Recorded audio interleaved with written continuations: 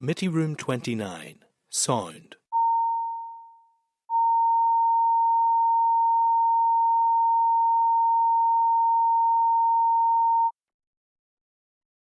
Committee Room 29, Sound.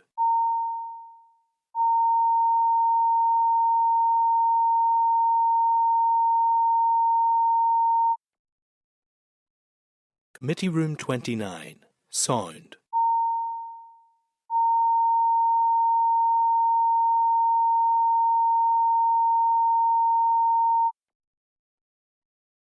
Committee Room 29, Sound.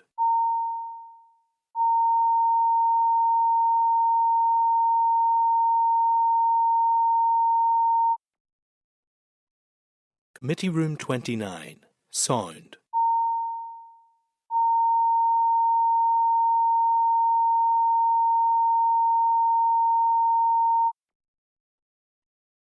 Committee Room 29, Sound.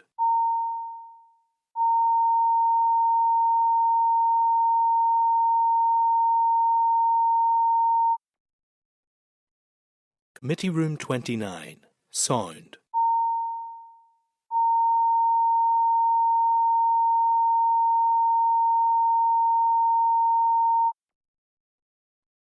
Committee Room 29, Sound.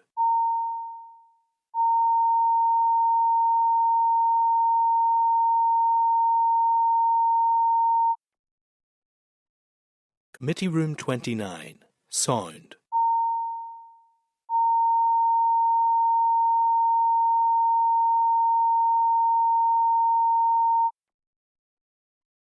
Committee Room 29, Sound.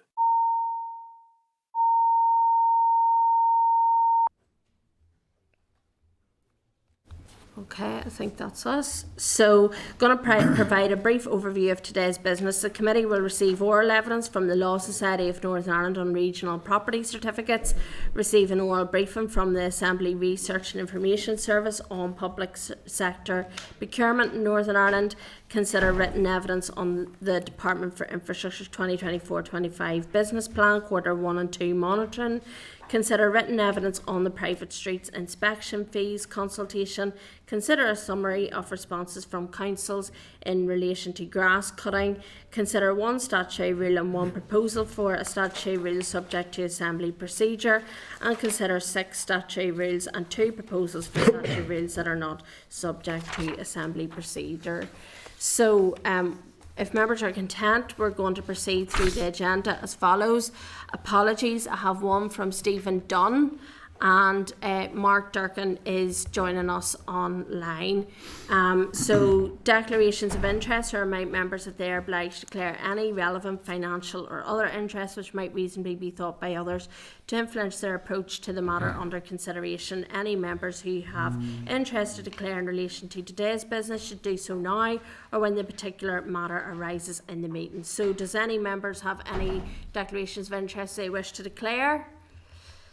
I just want to declare that in terms of the property certificates, I live on an unadopted development, and I'm also creating a private members bill in relation to unadopted developments. Mark, I'm presuming you're the same as me? Yeah, unadopted development? Yeah, I live in an unadopted development. Okay, thank you. Not for much longer though. Lucky you. But it's not getting adopted. Sorry, that's the word on the street, Mark. The word on the street, by thanks. Okay, thank you. I'm taking it that there's no other declarations of interest. Okay. So, Chairperson's business, at page 7, you'll see invitation from Logistics UK to meet with the Chairperson. Advise that correspondence has been received from Logistics UK seeking an informal meeting with me to discuss issues that are impacting its members in Northern Ireland. So I'm seeking views from members whether they're content that I meet informally along with the Deputy Chairperson with Logistics UK. As at a mutually convenient time. The meeting will be open for all members if they wish to attend. So are you content with that? Mm-hmm. Okay, thank you. And we will report back in terms of anything if members are unable to attend that meeting. Okay, at Item 5 is the draft minutes. At page 9, you'll see draft minutes of proceedings of the meeting on the 4th of December 2024, and I'm seeking agreement that members are content that the minutes are a true and accurate reflection of the meeting on the 4th of December 2024. And if so, I'll sign the minutes now. Content?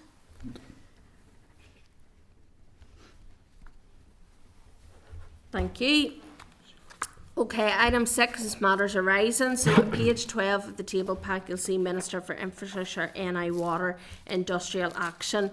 My members of the committee agreed to write to the Minister for Infrastructure, the Minister of Finance and NI Water regarding the industrial action that had been due to commence this week. As noted by the Minister, the planned action has been suspended and the relevant trade unions will now ballot their members on the proposed pay offer. We obviously welcome that outcome at this moment in time, and hopefully all will go well in relation to that. So I'm asking members if they're content to note the correspondence. Right. Okay, thank you. Item 7 is correspondence. At page 21 you'll see the correspondence memo. At page 110 you'll see Save the Moat, Save the Sperrins request for a copy of the committee correspondence from the Minister for Agriculture, Environment and Rural Affairs and Renewables, NI. Inform members that while the correspondence states it is an FOI request, it is being dealt with as routine committee correspondence. And I remind members that as agreed by the committee on the 27th of November, the correspondence from the Minister for Agriculture, Environment and Rural Affairs has been issued to the group. So I inform members that Renewables NI correspondence that has been requested has been included at page 111 of the meeting pack for members' convenience. So I'm seeking members' views or if they agree on the request to provide a copy of the Renewables NI correspondence to the group. Content? Content, Chair. Okay, thank you. At page 112, request from Stratagem on behalf of Peace Summit Partners to meet the committee to discuss the Executive's commitment to peace in the draft programme for government and the need for collaborative working. I'm seeking members' agreement or views, just if you're content to note the correspondence at this stage. Content, thank you. Again, page I think that's 112. Northern Ireland Statistics and Research Agency, Northern Ireland Civil Service, quarterly sickness statistics, July 24, September 24. Advise members that while the average number of working days lost, the average number of working days lost by DFI's industrial staff has reduced from 11.1 from July until September 2023 to 8.3 in the same quarter for this year. Those figures significantly are higher than other departments. So members, you probably might be aware of this just even from your local dealings in terms of sickness and absence leave when speaking to your local team. So I'm seeking agreement that we ask the department for its assessment of the main reasons for absence of industrial staff and what measures it's taken to support staff to mitigate future occurrences. You happy with that? Yeah. I'm asking members if they've any, if they want to comment any further, or if there's any issue that they wish to raise in any item of that's on the correspondence list. Yeah, just, okay. Just one thing, Chair. The 20 mile hour thing. Yeah. I'm not seeing it here now. Sorry, I'm seeing it. The question we had asked was if they wanted to change the SID in the future, whenever we agree on SR for a 20 mile hour, they're not recognising the SID as a proper speed control device. Am I correct in saying that? Yeah. So basically we can't use SIDs in the future. For the 20 mile per hour to impose that. Reading that right then, that's fine. All right. Yeah, fair enough here now. Speed indicator devices are not considered to be traffic signs. Yeah. Fine. So that answers my question, that's fine. You're content with that? Okay. Thank you. Yeah.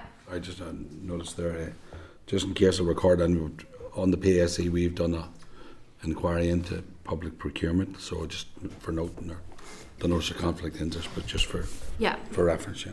Okay, thank you.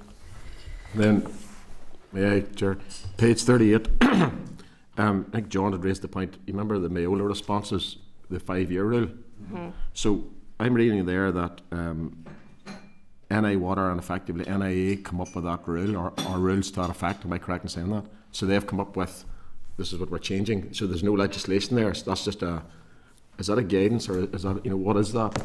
Well, I think, to be honest, we need to scope it out a bit more whenever that session takes place. Probably doesn't answer it well enough. No, it doesn't. I know, John, I'm pointing at you, but, so you're querying the 5 year. John, was your query, mate? So it doesn't really define where that came from. Yeah. It's more of a guidance for them more than it is. Yeah. And it's even I suppose the enforcement of that Yes. as well for me too. Would that be legally challenged? Yeah, yeah. Mark?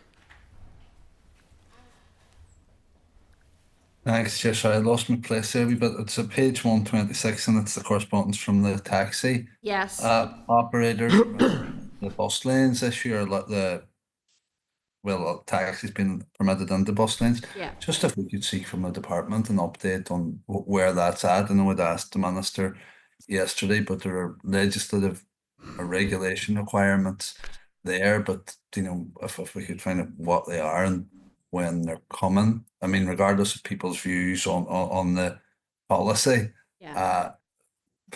you can't announce something and then just Yeah. that something's going to happen imminently or immediately, and then we're a couple of months on now and it hasn't, and it's not going to happen before Christmas, which it was announced to do.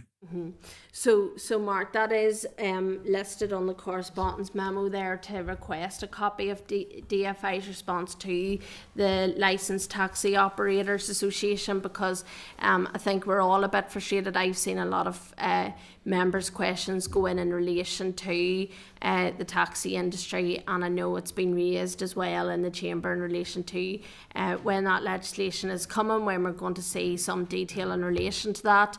And I know that the taxi industry are frustrated as well, and we've heard that on the media this morning in relation to that as well. So yeah, Mark, we'll be seeking some further information on that, so thank you for raising it. Okay, so I'm taking it that there's nothing else anybody wants to raise then. Okay, thank you. At page 16 of the table papers, you'll see an additional correspondence memo. Advise members that a number of items of correspondence were received in the committee office after the pack was issued on Friday. These have been provided in the table papers along with an additional memo setting out suggested actions. So I'm seeking agreement that members are content to also note this correspondence and the suggested actions as contained in the correspondence memo in the table pack. Content? Yeah. Okay, thank you.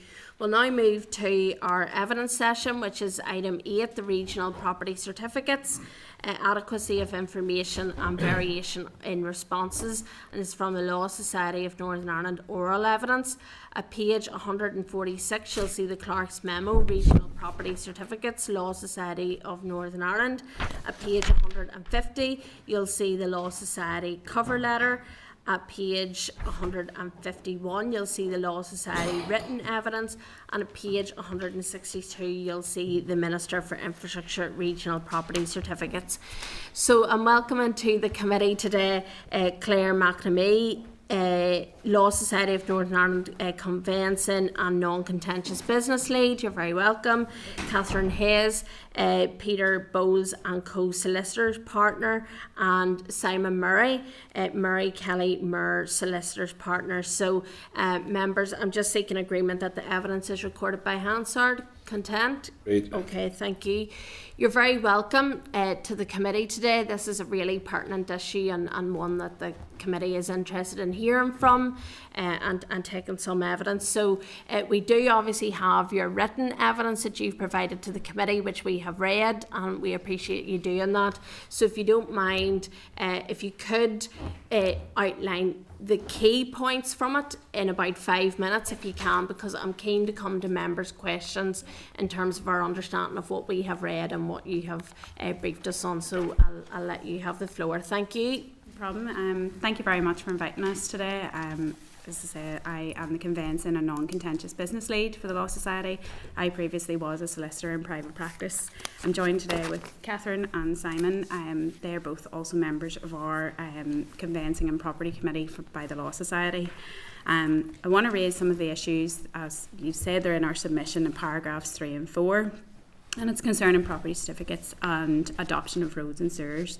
And these pose significant risks, not only to solicitors when they're advising on title, but also to any homeowner as regards conveyancing practice. So I'll start with the issue around the property certificates. So in the purchase of a domestic property, a solicitor has to comply with their obligations. The Home Charter Scheme is mandatory and sets out certain things that you need to do to certify title as good and marketable. This means that they review the contents of a regional property certificate, which tells details on whether a road or a sewer are adopted and maintained. So in paragraph 23 of our submission and Appendix 1 and 2, the questions regarding the adoption of roads and sewers used to generate the one-word answers, yes or no. For NI Water, that was particularly helpful. We've been encountering, and we did a survey which indicated that there is a lack of consistency and members aren't always convinced by the responses. So the example that we provided in Appendix 1 and 2 are houses 4 doors apart and the property certificates were obtained weeks apart, but the responses are different. So a solicitor relying on one where it said everything was all right, then is in a situation a couple of weeks later with another one where the response is different, and it totally changes the game for things. So this gets into the road bond and also the status of adoption of the roads and the sewers. NI Water in their response now only say whether or not there's infrastructure within 20 metres of the boundary of a site. So this is very difficult for a solicitor to say, yes, this is good and marketable, because just because there's infrastructure within 20 metres doesn't actually say whether a property is connected to a sewer. Part of the solicitor's obligations, not only to certify title to their client, but also where a lender's involved, is to confirm that roads and sewers are adopted. So in the example of those 2 property certificates that we obtained, the fact that these sewers were not adopted, the developer had since left, and NI Water had indicated to the individual homeowners that it was about £8,500 each for them to do the works that was needed. So for a solicitor there's no certainty, there's no guarantee that they can rely on the contents. So our position is we can't understand how, with the undertaker's duty to connect, that they say they have no knowledge of the connections, but individual homeowners can pay around £250 to get an inspection where NI Water will come out and confirm this. We know it's been considered in the past, and that the 2012 inquiry was amended to include a legal opinion as to the condition of roads and sewers and their adoption status. It's very difficult to provide a legal opinion on that because really it's a matter of fact, and it's our request that the property certificates have information regarding the bonds that's enough to us for us to do our duties in certifying titles and good and marketable. In relation to the second issue about the adoption of roads and sewers, we do welcome the private members bill to try and address this issue, and we've been following it with interest. We are receiving more and more queries from solicitors on the issue. We do know that bond limits were increased, but note that historic bonds in the past were either insufficient or they haven't been enforced. So a solicitor is required, as part of their requirements to UK Finance, to confirm whether a bond is suitable, and this is increasingly difficult to do. Under the legislative provisions, individual homeowners can be liable for the costs of final adoption at a later date. In relation to new build properties, the most recent house price index for Q3 indicates that the average price is £236,410. The price of that new build is meant to account for the cost of a builder, including doing any works that they need to do. And we need to have confidence that the undertakers are setting realistic bond values that are enough to do that work. It also needs to account for inflation, and that was noted in 2012 as well. We've highlighted in paragraph 20 an action against a developer for unauthorised connections, where the fine was £3,000, costs were £4,000, and then costs were to be recovered for the remedial work at a later date. That's not really a very strong message in our view, and also then the NI Water statement that buyers and solicitors should obtain robust assurances from the vendor that all sewage and water services have been legitimately installed. How are solicitors meant to do that? It is the duty of the undertaker. They put the bond in place, they enter into it, and they need to make sure that it's sufficient so that a solicitor can rely on that. Again, our issue is really that we don't have enough information to be able to do all of the due diligence that we need to do. If these go unaddressed, solicitors can't really advise, and without confidence, then it's a real risk for people who are buying not only new but existing developments where adoption hasn't completed. And I do thank you for giving us this opportunity today. Thank you. And again, 10 gold stars, because that was 5 minutes on the dot, so well done there. You've obviously done this before. There's no bonus points, Chair. There's no bonus. Wait till later. We'll see how it goes. Look, thank you for that. We do appreciate it. What specific changes do you think in terms of the Law Society do you believe would be necessary for existing provisions to the road and sewer bonds? So what is it specifically that we need to see done for yourselves? We think in a property certificate where it says, is there a bond available, really there should be a full summary of the bond that would give an overview of, you know, this is the bond, this is the date of the bond. If it's a large development, for example, there might be 5 or 6 or 7 road bonds, and list out what all of the bonds are that affect the development. Also maybe if any kind of preliminary adoption has taken place, so that you can get an accurate picture of what that bond is at any given point in time. And I think that obviously would be helpful for those relevant undertakers, because then it's an easy way to monitor, well, how are we keeping track of how the bonds are going, because they have to check this database to do the property certificates. And I think that would be helpful to be able to see, if you certify that, oh, this is a new development or this is an old development, the bond is X amount of years old and it hasn't even got to halfway adoption or something there, immediately that shows to you, oh, there's maybe a red flag here, there's maybe an issue, I need to do a bit more here. At the minute just saying, yes, there's a bond, or no, it's not enough for us to then have to go and try and make inquiries, and you're meant to be able to rely on a bond if you're buying a new property. Yeah. And the vendor obviously doesn't, you know, the vendor's selling their house.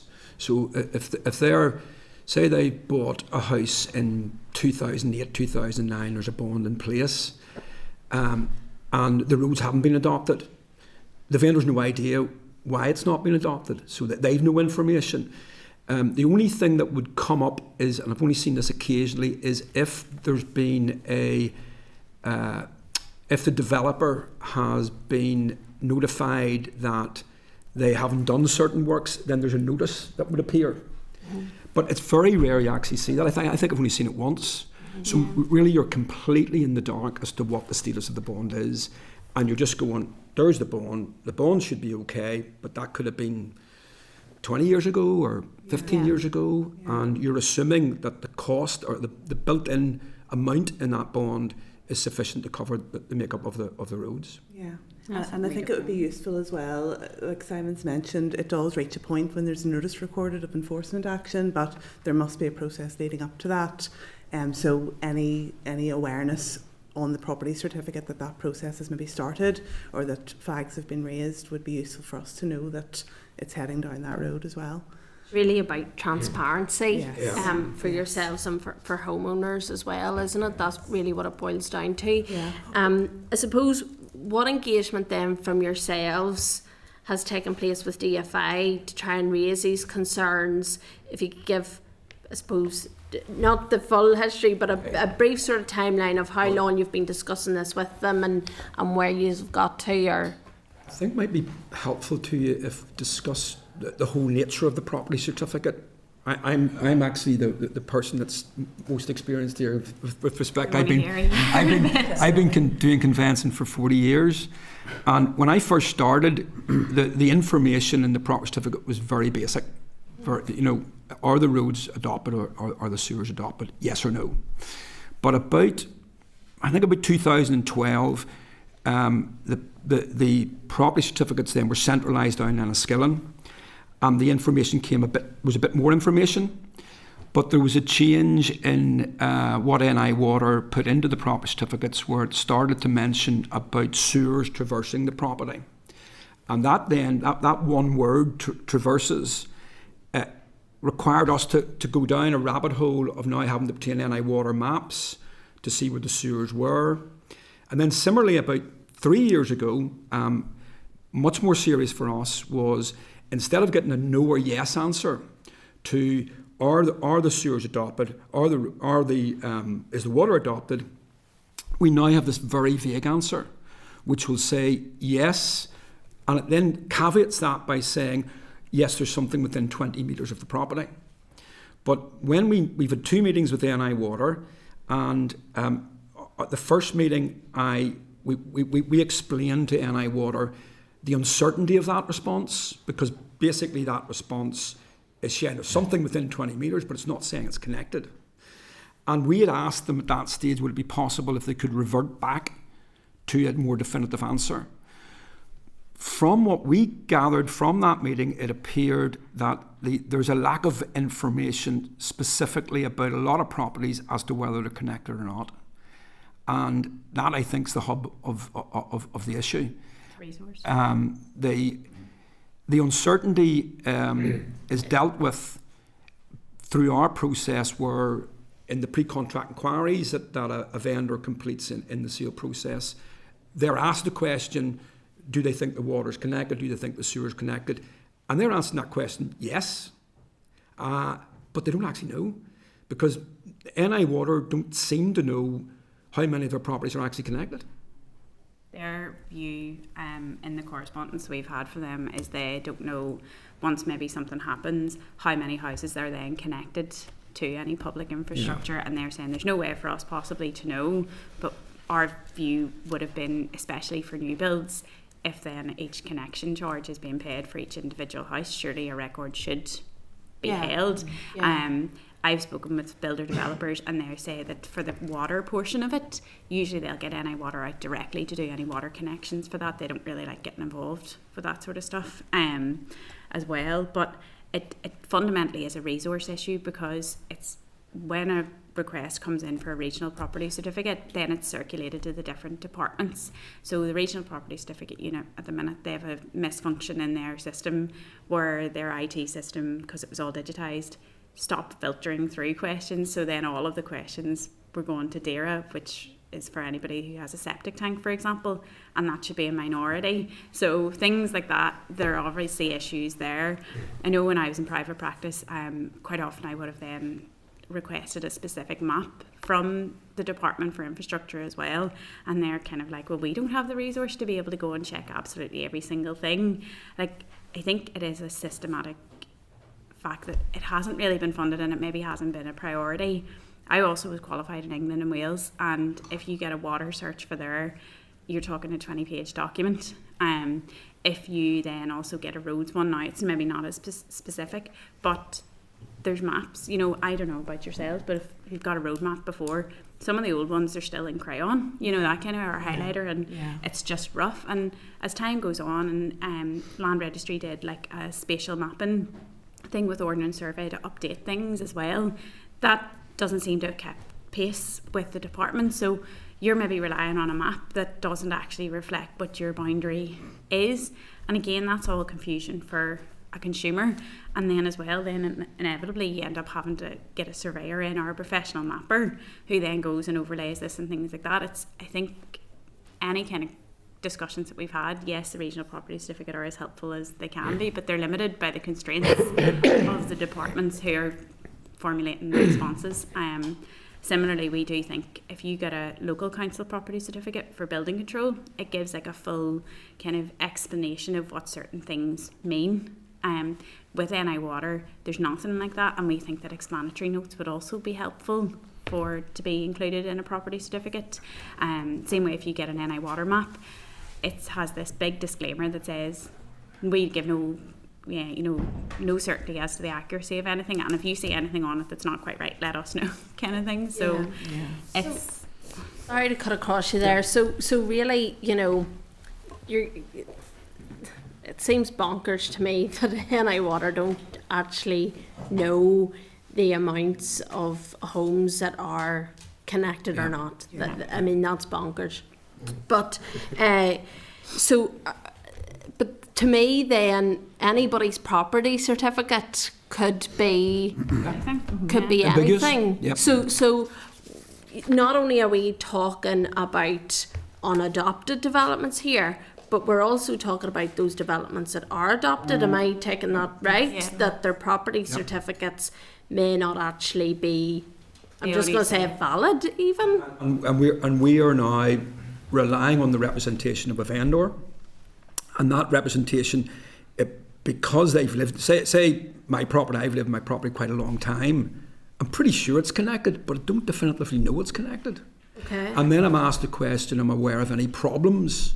And that question also, you know, if you've got problems with your sewers or you've got problems with your water, you have to disclose that in your pre-contract inquiries. But again, most people are going to say, no, I have no problems with my water, I have no problems with my sewers, but they don't definitively know that. And that property certificate, where it's watered down with, yes, there's something within 20 metres, is really very, very unsatisfactory. And also there's a lot of private roads and streets in here, like by choice, some of the developments. So for example, there might be one where there is infrastructure within 20 metres, but you also have to then have maybe 15 metres of private stuff to kind of get there. So it really doesn't help you narrow that down as to whether or not this is a design by choice and maybe a management company is responsible for the private bit and there's all the relevant kind of stuff in there. It's just the cost as well. Like the consumer ultimately pays for this. They're paying £70 plus VAT and then likely an NI water map as well. So that's then another $19.20. And to be honest, given the price of a property certificate and versus the price of a house, which is going up, I think that most solicitors would welcome and recommend to say, well, do you know what, if the price had to go up slightly for that, for us to have certainty in the response, it's well worth it, because really the solicitor's role is to protect the consumer's interest. They're buying a house and we're saying to you, as of right now, whenever you buy this, that the title is good. There's nothing on this that means that somebody's going to tell you that you can't have a dog or a cat or something like that in your title. There's nothing in this that says somebody's allowed to walk across your driveway because they've got an easement over it. And we can confirm that the roads outside your street, the department are going to maintain it, so nobody's going to come to you and ask you for a bill. And same, for example, for the sewers. And that's the thing, it's the solicitor's role in that. And we're then becoming into a matter of contract, because you're having to rely on the representation and the replies to pre-contract inquiries by a vendor, and that's not really it either. I think it fundamentally comes down to the enforcement of the bonds as well, which is why our submission is linked to the two. And I know this is something that not only yourself but the committee and the Assembly have been considering, so it's hard to separate the two. And then going back, just my question was in relation to DFI Pacific engagement in relation to this. So you talked there about speaking to NI Water. What representation have you had with previous ministers, current minister, or officials in DFI department specifically in relation to this? Well, I'm not long into this role, and I've had a whole host of things to kind of get to, so I haven't got a strategy. The roads one isn't really as much of an issue in terms of generally you can trust the roads. Whenever we did our survey of conveyancing solicitors last June, and we said, what are the most frequent questions that you follow up with a property certificate? It was NI Water. So that was then, it's for us, we also have our resource and things that we're trying to kind of get. We have a whole host of things from a conveyancing and property side of things to try and get to. So it is on our radar. We haven't really got there yet because we feel like we need to sort the NI Water one before we go to roads. As far as I know, we haven't had any engagements with the department on the roads, but we're quite aware, and I'm sure everybody in the room has come across situations where somebody buys a property and the road hasn't been adopted, and then there's an issue with that, and the road could be in terrible condition as well, and it makes it very, really difficult even to get to their houses.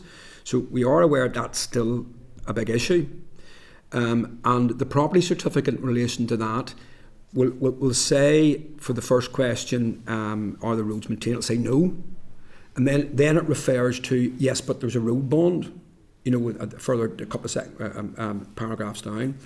But that's still difficult for us because we don't know, is that road bond sufficient to cover the cost of that road being adopted? So still, it goes back to what we first said, is the actual information is just, there's the road bond and it's there. So what solicitors are generally doing then is they're going, well, I'm okay here, and I know the road's not adopted, but the road bond's there, and I'm sure in the bond there's sufficient monies to cover the cost of adoption. But that's what we're doing. But that's what we used to be able to rely on that. Yeah. And then with now the influx that we're seeing is that these historic bonds that maybe weren't priced right, or maybe more was released. But the thing with the roads is usually the road isn't adopted because there's issues with the sewage infrastructure. And that's the problem. And that's where our priority has been, to try and kind of address the anomalies with any water and try and kind of deal that way. Certainly it's something I know committee members will be well aware of, dealing with constituents. There's about 19,000 developments unadopted in Northern Ireland, and it's certainly something that we're concerned about. Just lastly from me, before I come to other members, if you can very briefly comment on this. In the Society's view, how could the bond be future-proof to protect the homeowners from facing large costs of remedial works? There needs to be engagement with the likes of the Construction Employers Federation, the other different kind of warranty people as well, and potentially the banks, because they're the ones that are given the surety. But from developers that I've spoken to, they're like, as well, it hinders us because sometimes it takes so long for all of these inspections to take place after that 12-month maintenance period happens, that then they have all this money kind of sitting as a bond paying interest in the bank as well. So it needs to be, I suppose, engagement from all of the relevant parties that are involved and a realistic figure. I think nobody really knows how the figures calculated. I know they went up massively last year or the year before, but there's no detail on how that's worked out, and I think that would be probably a transparency in terms of this is how we calculate this, that you could say, it's not just maybe a figure figured out, and that will obviously have a procurement impact because a builder will likely be able to do that work for themselves and a much significantly less cost than what an NI water contractor, for example, comes out and does it, probably because they're going in and doing unknown works and they might have to start from scratch or whatever. But it's a wider thing, and I think that's it. There needs to be more transparency there. This is how we set the bond values. This is why, and this is where you get to. It's at the minute. It's a bit. I think if we're being honest, I think this is a classic example of the fallout of the property crash. Back in 2007, when everything started to come back on us, there were quite a lot of very small builders. I mean, I acted for about 4 or 5 smallish builders, did small developments of 3 or 4 houses. None of them survived that. But then they then just disappear. And then the completion of the roads, the completion of the sewers is just put back because there's actually no developer on site.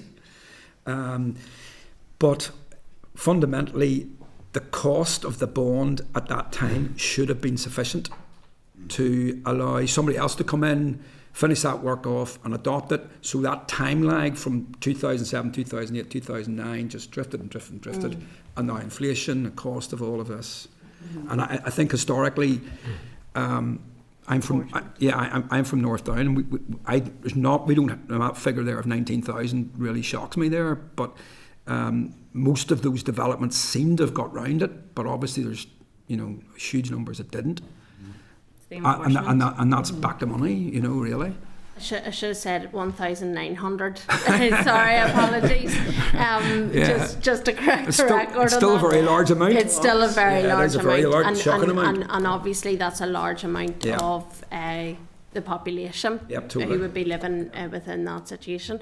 I'm going to come to the Deputy Chair. Thanks, Chair. Thank you so much for the submission and the presentation so far. I think it's really useful, really topical. It seems that scarcely a day passes without I'm not being contacted by somebody in my constituency who's affected in this way. And thank you to your members who work above and beyond, often doing what they can to represent the interests of the house sellers in this respect. You talked about enforcement of the bond, and that's a big frustration for me. It seems to me that there's a real lack of willingness to go down that route by the department often. I mean, I'm dealing with a case at the minute that's 19 years in, that 90% of the bond has been handed back, but none of the area has been developed, and we still can't get access to the bond to complete the works that we're told need to be done. How often is that in your experience? Why is that the case, and why do you think there's such a reluctance to go down the road of spending the bond money to complete these works on behalf of residents? It's very difficult, I suppose, from us in terms of that one, why it's not enforced. That's obviously maybe a policy decision of the department, but it's, I suppose maybe it's maybe just the character of people here. We'll give them a chance, or some tough times, or we'll go. Like, I only ever remember seeing maybe one where they then went the route of putting a charge on the property, but they put a statutory charge on, but they didn't actually follow up with any work. So there's still like £100,000 worth of statutory charges on a big development, but there's no. I don't know. I think the problem is we don't really know how it's prioritised, and I think the thing is, of that 1,900, it would be interesting to know how many of those are on track and looking as if they're going to go all fine, and like, because the majority of these probably do go quite well. If you know, the minister was saying for 8 or 10% or something, it's still significant. But how are they then tracked? How are the developers? Like, it would be interesting to know when maybe you're accepting a bond or you're entering into a bond, is there a bit of due diligence that's happening there in the background to say, well, actually, there's that developer and they've actually been this company name or this company name or this company name, to be able to track repeat offenders.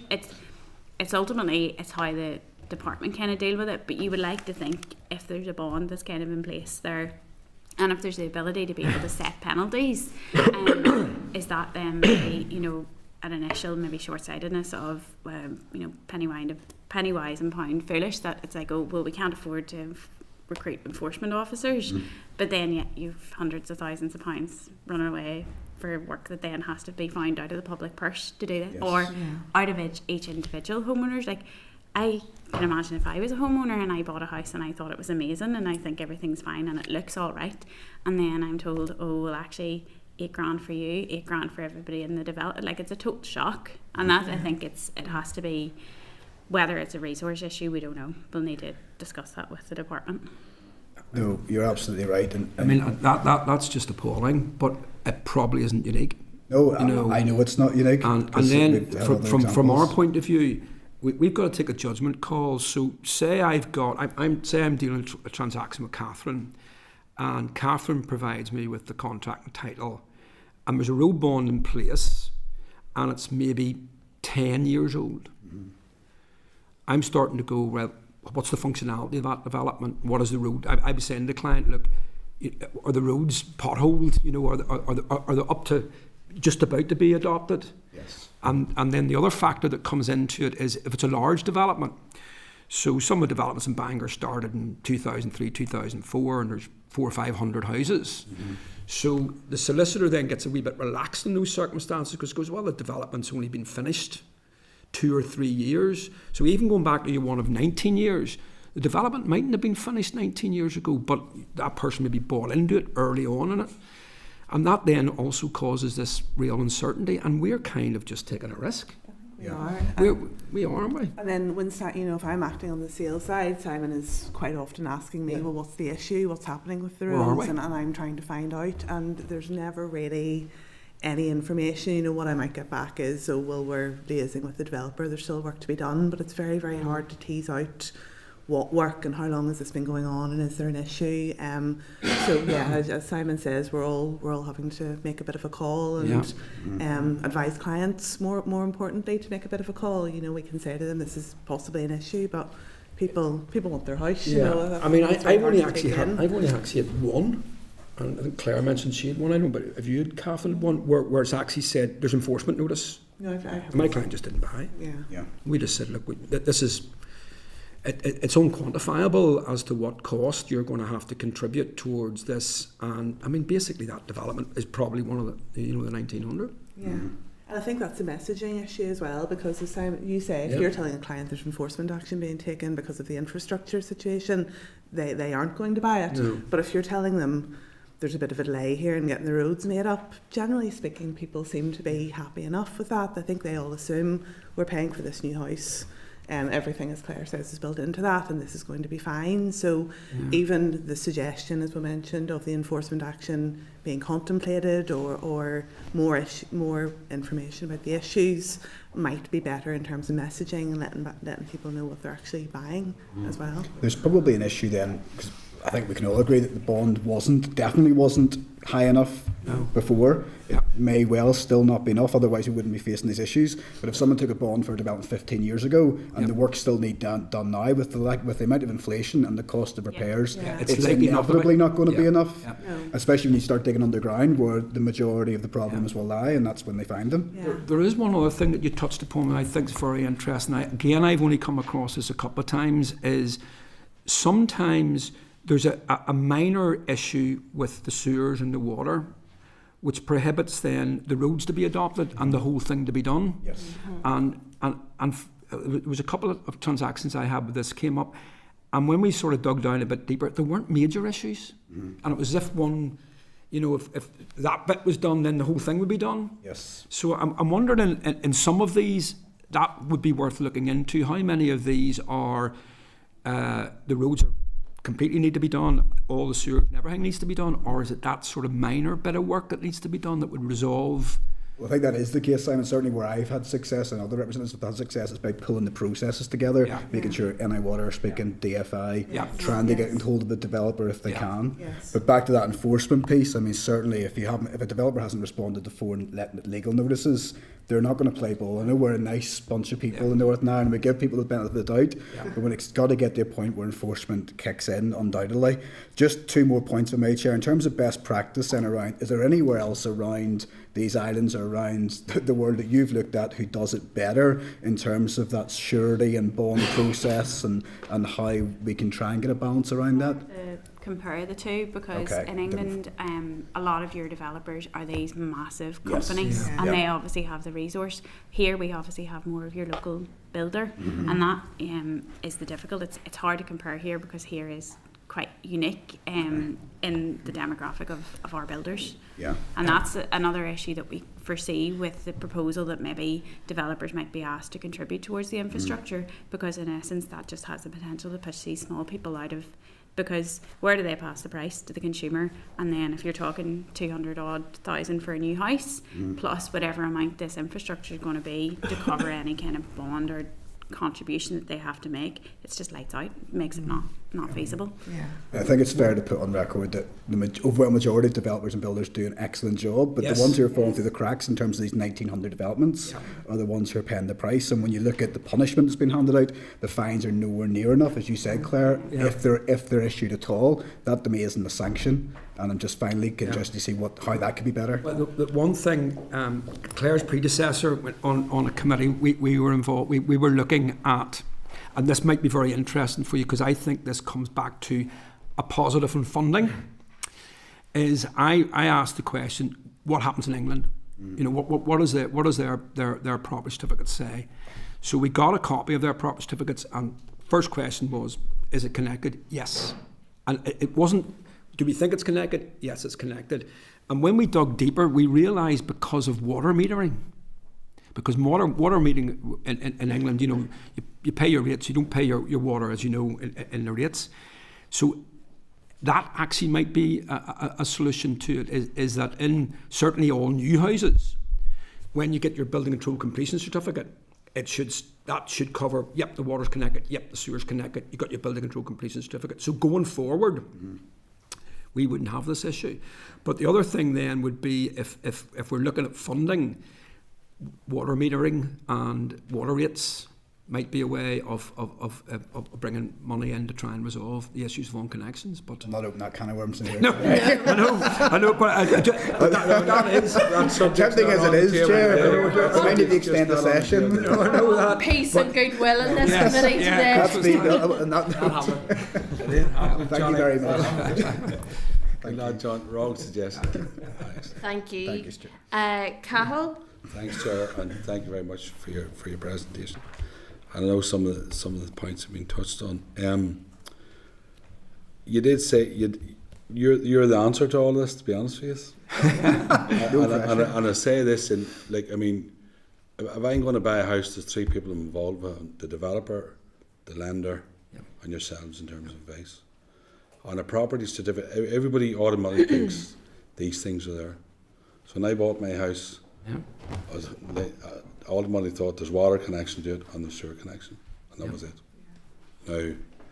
Now we're in a position now where, and I do have some sympathy with the developers, But unless we have a proper certificate that covers it, and you're right, when you ask those questions, they should be there. Yeah. Now, we can argue the funding, and government has a role to deal with that issue. But I just want to separate into two things. One is how we look at those 1,900, and that's what the Chair is going to bring a bill to the House, and it'll be interesting to see what we can bring actually to resolve that, and your participation in how it. But this property certificate is a major thing for us.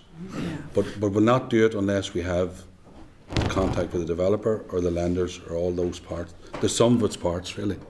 And unless we get that down there. I mean, I'm glad you're in today, because as we take evidence and go through this today, and I just want to say that, I mean, the thing for me, those of us who are councillors, those people sitting in council and saying, right, we'll allow development of 20 houses or 100 houses. I mean, we have responsibility as well. We have to meet our need, but there's a broader conversation, and that's, I just want to open those points. My point is here, and I see this is interesting, because the more people involved about it, see in terms of this new Homes Quality Board, what's on the Northern Ireland Working Group, what's that constitute, or can you comment on that, Jim? Well, there's two things in there. So one, there's an internal law society group. We're examining how new builds work, and we're looking at the whole process. So we're trying to see if there's anything that we can build in from a risk perspective there as best practice, which would then be mandatory for all solicitors as part of the Home Charter scheme.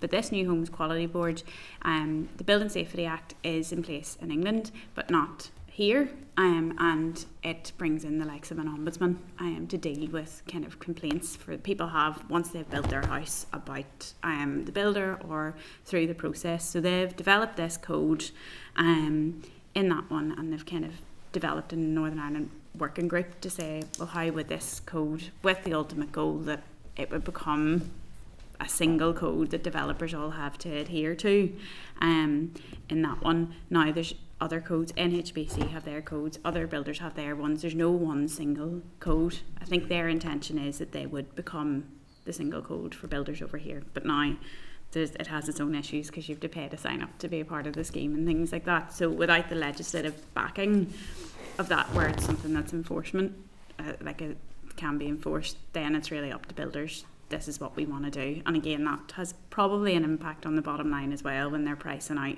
which per house, how much, for example, of a warranty they're going to get or things like that. But there is a Northern Ireland working group. There are the warranty people that are on there, the Consumer Council are on there, Advice NI are on there.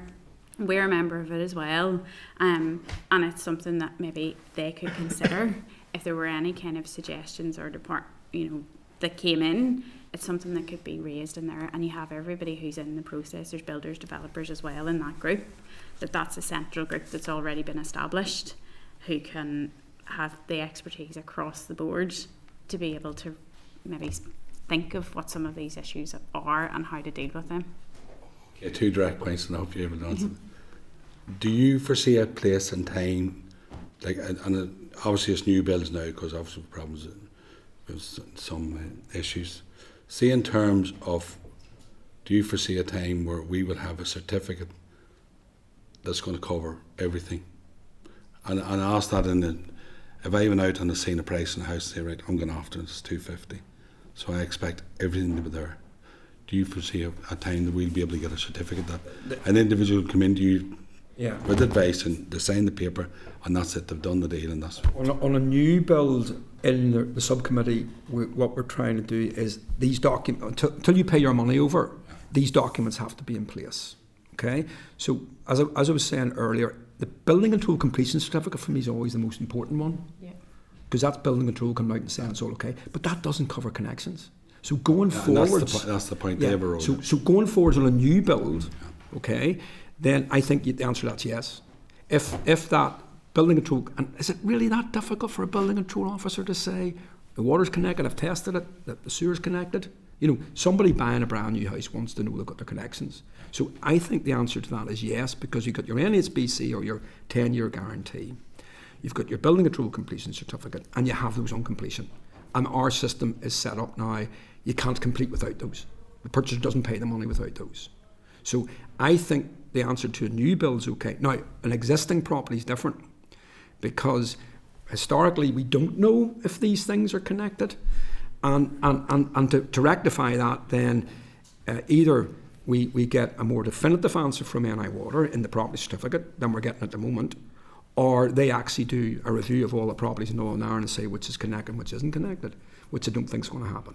But there's been no cases taken yet in terms of challenges. I No, mean, no, since they did the change, there has no solicitor I know has been caught out with this yet. So the answer to that is no. But we're I'm certainly, it's been a real bugbear for me in the last 3 or 4 years, and I've been sort of crusading as to how we protect ourselves about this. And we've now set up a special practice direction, as if you get your property certificate, you check your replies to make sure the vendor says everything's connected, and you look at your property certificate, and you maybe get an NI Water map, but we do not have definitivity in those answers. So for the second part is when you're buying an existing house, it's not 100% guaranteed. Because NI Water in the discussions just kind of said that you could assume connection based on this kind of stuff. Well, Chair, I just let me tease this out a wee bit, please. But I'm thinking, see, I as a consumer buy in good faith, so I accept those standards. Now we've got this situation where one of the providers is saying we don't have that, even though there's a big sign up saying here, come buy me. So as a consumer I have rights, so that's what I'm getting at really, you know what I mean? So, I understand that. You understand me, that's the 100%. point, and I understand the Chair's point, slightly different thing, but I'm trying to get to that point where we're at, you know. One final question, and the Construction Federation mightn't appreciate this question, but I'm going to ask it. Has there been conversations about finishing these developments phase by phase? The adoption, the final adoption? Yeah, exactly, yeah. On a phase, I think the problem is because the lorries are still, usually as the adoption, they don't start at the end of the site. No, I understand. We could say the so I think that's the argument. No, that's the point. I'm only saying, I mean, if there's 500 houses going to be built over 5 years, I go in the first phase, I'm sitting there, there's a base coat, there may or may not be lighting, I don't know, right? Yeah. So, I mean, it's not an argument, obviously I should ask the Federation. Maybe a planning thing as well, that if there's a big site, that maybe there's a development entrance or whatever, so that then that could facilitate that. Yeah, I think it's just everybody who's involved in the bond process and the builders and obviously the legals or whatever just need to get together in a room to say what's your best case situation. Well, and it's back to the Chair's point. The Chair's going to bring a piece of legislation. I'm going to fix it all. No pressure. No, Chair, you're right. But the point is, if local authorities given a permission for 100 houses and there's no connection, it's left that when you get permission to build a house, then you go after NIE for electric connection, then you go after NIW for a water connection. It doesn't make, because at the end of the day you have to sign up. I have to get a legal certificate to say I own it and I'm connected. That's my point. And that's where the conversation lies, but I mean, it's been interesting. Also discussions we're having with Trade and Standards about there's a new code that's come out, material information on that one, and actually that doesn't feature the material information that a developer, well, it says any other relevant information, but things like the broadband or there's random stuff that's kind of in there, that's the things that... No, thanks, Chair. Super, thank you. Andrew? Thank you, Chair. Thank you very much. Sort of tempted to ask just straight up who's at fault and how do we settle here, sort of thing, but I think just one question, and I think Mr. Murray sort of touched on it there regarding you've only had one sale not going through, and then it sort of just touches on how many properties would you estimate are sort of unsellable or potentially unsellable due to the risk that this is posing? Case by case, it's very hard to know. Like if I'm, I practiced in Belfast, River Simons, and all different locations. So depending on where you are, the frequency of when you encounter this might be different, and it's a geographic lottery. And also your client might come to you and they're from somewhere else, and it's so it's very hard to quantify if you're an individual solicitor on that. I know I get a lot of emails from solicitors about historic ones, but that's because I'm the sole point of contact for people who are doing conveyancing in the society. So, and that's all across. I'm getting queries from solicitors all over. Yeah. So I would say an interesting thing would be to actually geographically look at those developments, those you know, the numbers, and I think you're going to find, and Yeah. you're going to find them in pockets like maybe Mid-Ulster, I would imagine, because of people ringing me up about that. North Downs seems to be okay. The reason why I've only come across one is predominantly I practice in that area, and the developers are quite large and they're relatively good at this. But I think you're going to find Enniskillen and West of the Van, you're going to find the majority of these are probably there where there's small developers, maybe haven't survived the property crash or struggling. But to answer the question about the marketability, it's becoming more and more difficult if the bond is like 19 years old. So if I got a set of title deeds today and I'm looking at that will jump out at me. I'm going to go, well, this is, you know, why is this bond? And I'd be asking if Catherine's acting, you know, and that solicitor then needs to be very glued into giving the advice and then deciding whether or not they're going to accept the title as good and marketable. That example that we gave you, by the way, was Balnahinch. Is where that was. And I think in terms of adoption, you know, what's sellable today, as long as the road isn't adopted, as long as the sewers aren't adopted, I can be buying a house today where I'm saying this, you know, the bond's a year old, but it's not to say it won't become unsellable, you know, 5, 6, 7 years down the line. So you're always just working in the here and now, but it doesn't mean that those houses are going to have that perfect title forevermore, depending on what happens, which is outside the control of that homeowner in the next few years. I think a very common answer to the question, even if it's if I'm buying a property and it says 3 or 4 years, the vendor will sometimes come back. You ask the answer, why is it not adopted? Oh, the development's still ongoing, and you accept that. Yeah. And at what point in time do you stop accepting that? Yeah, you know, when you get to 19 years, you know, you can see where the time factor comes in. And then you're starting maybe think out of the box a wee bit. You're asking the client, what's it like around that development? Are there no street lights? Is the road potholed? You drive up yourselves. And you drive up yourself. You know, you're looking more deeper into it. Yeah, well, that's the I might have bought a house. You know, I have seen it where we bought a house and said why the road's not adopted, or there's this little bit of work to do. You know, and then 5 years later they're coming back to sell it, and the roads still aren't adopted. And it's you know, at that point maybe when they were buying it wasn't such a concern, but when they sell it, it's becoming more of a concern. So it's just very hard to predict. Thank you. I suppose just leaning on from that a wee bit, you know, it says in the evidence there that it mentions solicitors are being put under pressure in certain circumstances to proceed with the purchase of a property where a bond has not been put in place. I suppose really, where's that pressure coming from? And then does that then lead into, dare I say, you know, again, is there risk of liability elsewhere? I mean, you know, I bought a house 18 months ago and I know that the work that went on and all the rest of it, but I'm just curious, is there a concern? How do you your job is to protect, as you say, the consumer and protect yourself too, so I mean, where all does it go? Where does liability begin to fall? Well, I mean, if a purchase solicitor certifies the title that clearly isn't the bond, you know, they're going to be in difficulties, you know. So one of the protections that the consumer has, that we have a minimum master policy for each firm, which is minimum 3 million at the moment. So if that solicitor's been blatantly negligent and missed this, then the liability will come back to that solicitor, and the consumer is protected. In terms of the pressure, it comes from sometimes the developer. You know, they're keen to kind of get it all, and they're like, oh, we're in discussions with Anywater, it's going to go through, here, take this title indemnity policy or whatever, and you can rely on that or whatever. And also, it does come down, sometimes there's a lack of awareness by your average house purchaser, because you don't buy a house very often in your life. So they, you know, see it as a simple transaction, the same as, you know, if you're buying any kind of item of goods. And we are working to try and do consumer awareness about what a solicitor actually does. But they'll say, but somebody else completed, or but the developer says that the bond's coming next week, or they're doing this, and then you know, it's that pressure. Like we don't have any detail on anyone who's following kind of through with that, but it's nearly like a house of cards, because if one then gives in, then that's then the benchmark that the estate agent or the developer says, well, somebody bought it, or that somebody bought it, and then it's potential for a domino effect. And again, it comes down to, it takes a while to get all of these things kind of set up, and it takes a while. And our goal as part of the new build subgroup is really to say that if you have your development set up right from the very start, that you're the developer and it takes a bit more time or whatever, but you have to say yes, tick, tick, tick, tick, tick, I have all of these documents before I can even sell my first unit, for example.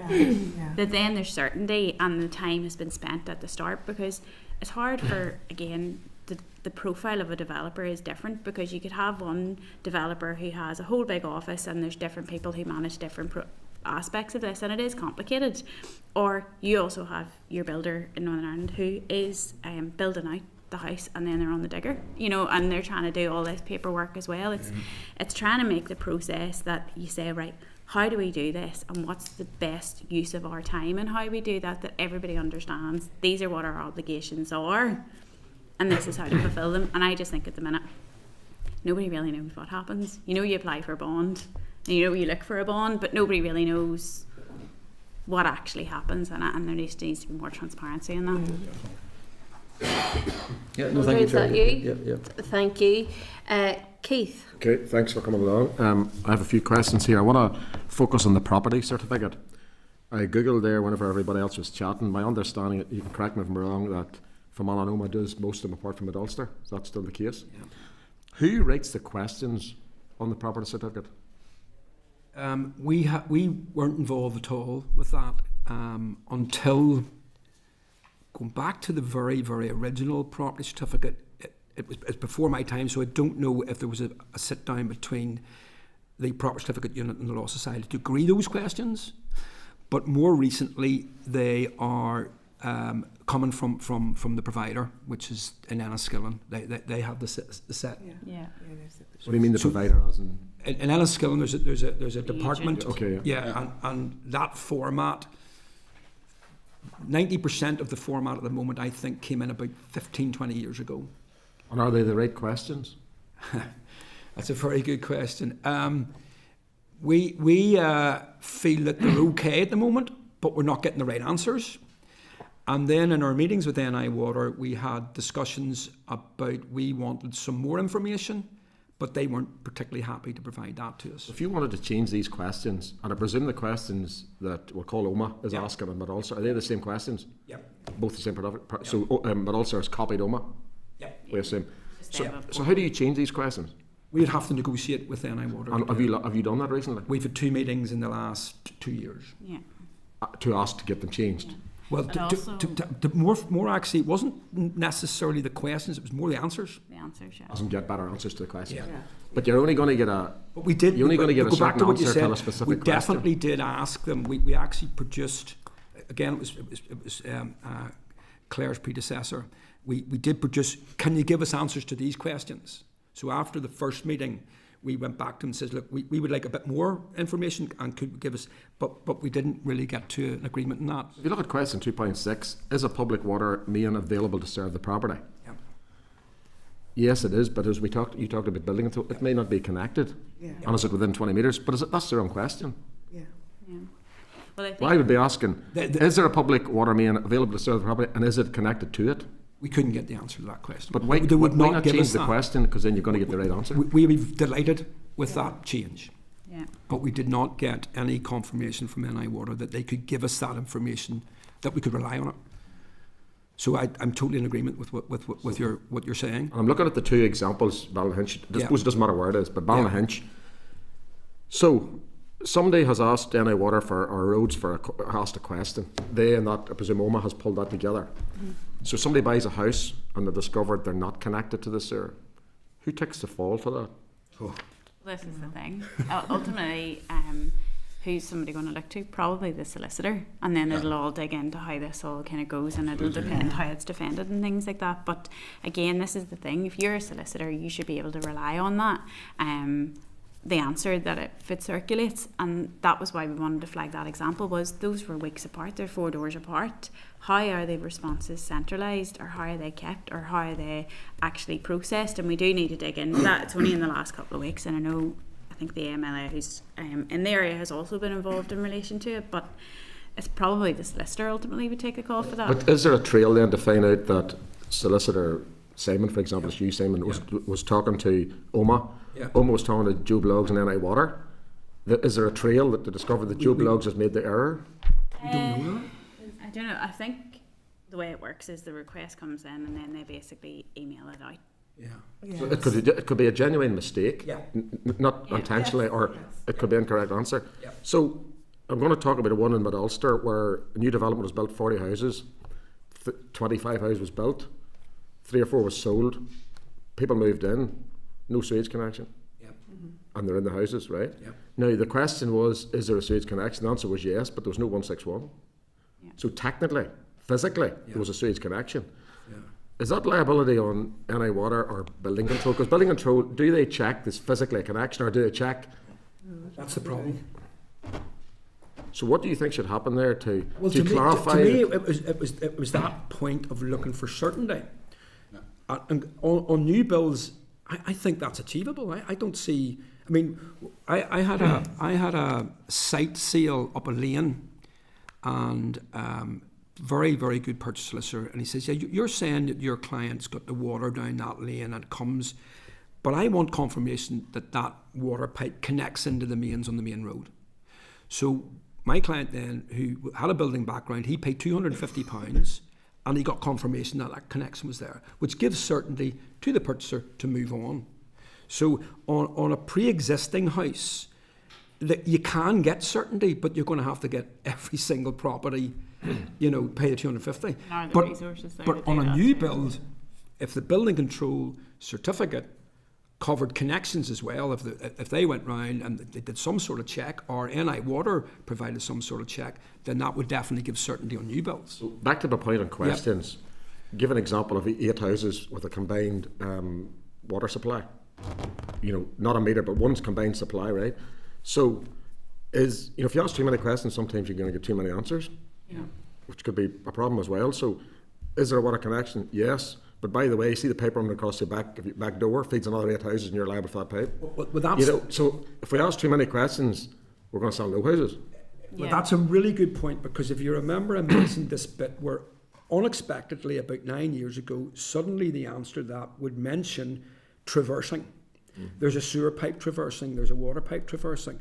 So something in NI Water decided, look, we better give this information out, and that really basically set up a little cottage industry where we now all get NI Water maps to see where those pipes are. But even in that NI Water map document, there's so many caveats that the map mightn't be, the legend the might map not mightn't even be have right, everything on it, etc. so The example you give there, that's how that would be triggered. On the property certificate, it would say, yes, there's a water connection, but it would then say, yes, but there's pipes traversing, and then you have to go and explore that. And that covers off, because if there's a sewer pipe in particular traversing, it would prohibit you from extending, or there'll be restrictions on you extending because you can't build over a sewer. So there's all those complications that have been triggered as a result of sewers running around. So final question, if I may. Yep. Do you feel are you getting any restriction about wanting to change the property certificate questions?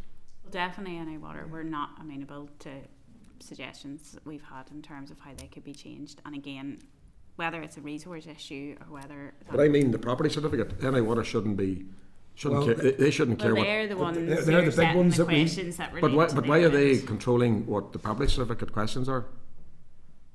I don't know how that functions. I don't know. It shouldn't be. If you as a solicitor want to ask a question from NI Water, how many vans have you got on the road? It's up to them to answer it. Yeah. If it's relevant to the property certificate question. Yeah. So they shouldn't be, the tail shouldn't be wagging the dog. Yeah. Yeah. I'll leave it there. Thank you, Keith. Danny? Thank you, Chair. What you have basically answered most of the things I've been asked, but just wee direction. See, developers, and I know that not all are bad, but there does be a frustration when homeowners who's maybe been at the end of a development, especially a big development, and for whatever reason their cul-de-sac or a laneway hasn't been adapted, and a big frustration. I can think of an issue of this has happened where the developers went under. However, time lapses and the developer comes back under a different name and continues to build in a very close proximity to a lane where that cul-de-sac that hasn't been adapted. And I know the frustration probably goes towards solicitors and go, how did this happen? And it goes comes to us as constituencies as well and say, how do you solve this? But then it's like, DFI can't just come in and do your road for you or do the lights because of the bond being broke. What protections going forward can we do to stop it? Historically, I know this is going to be an issue, maybe I'll be a part of the private member bill that comes out from that there, but going forward, what suggestions to stop that from happening? I think for the bond it's okay, for the road bond.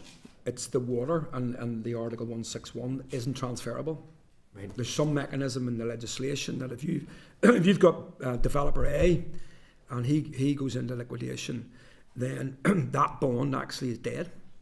And then they have to reapply, and is that a waste of resources to have to do the whole thing for and that definitely is a problem.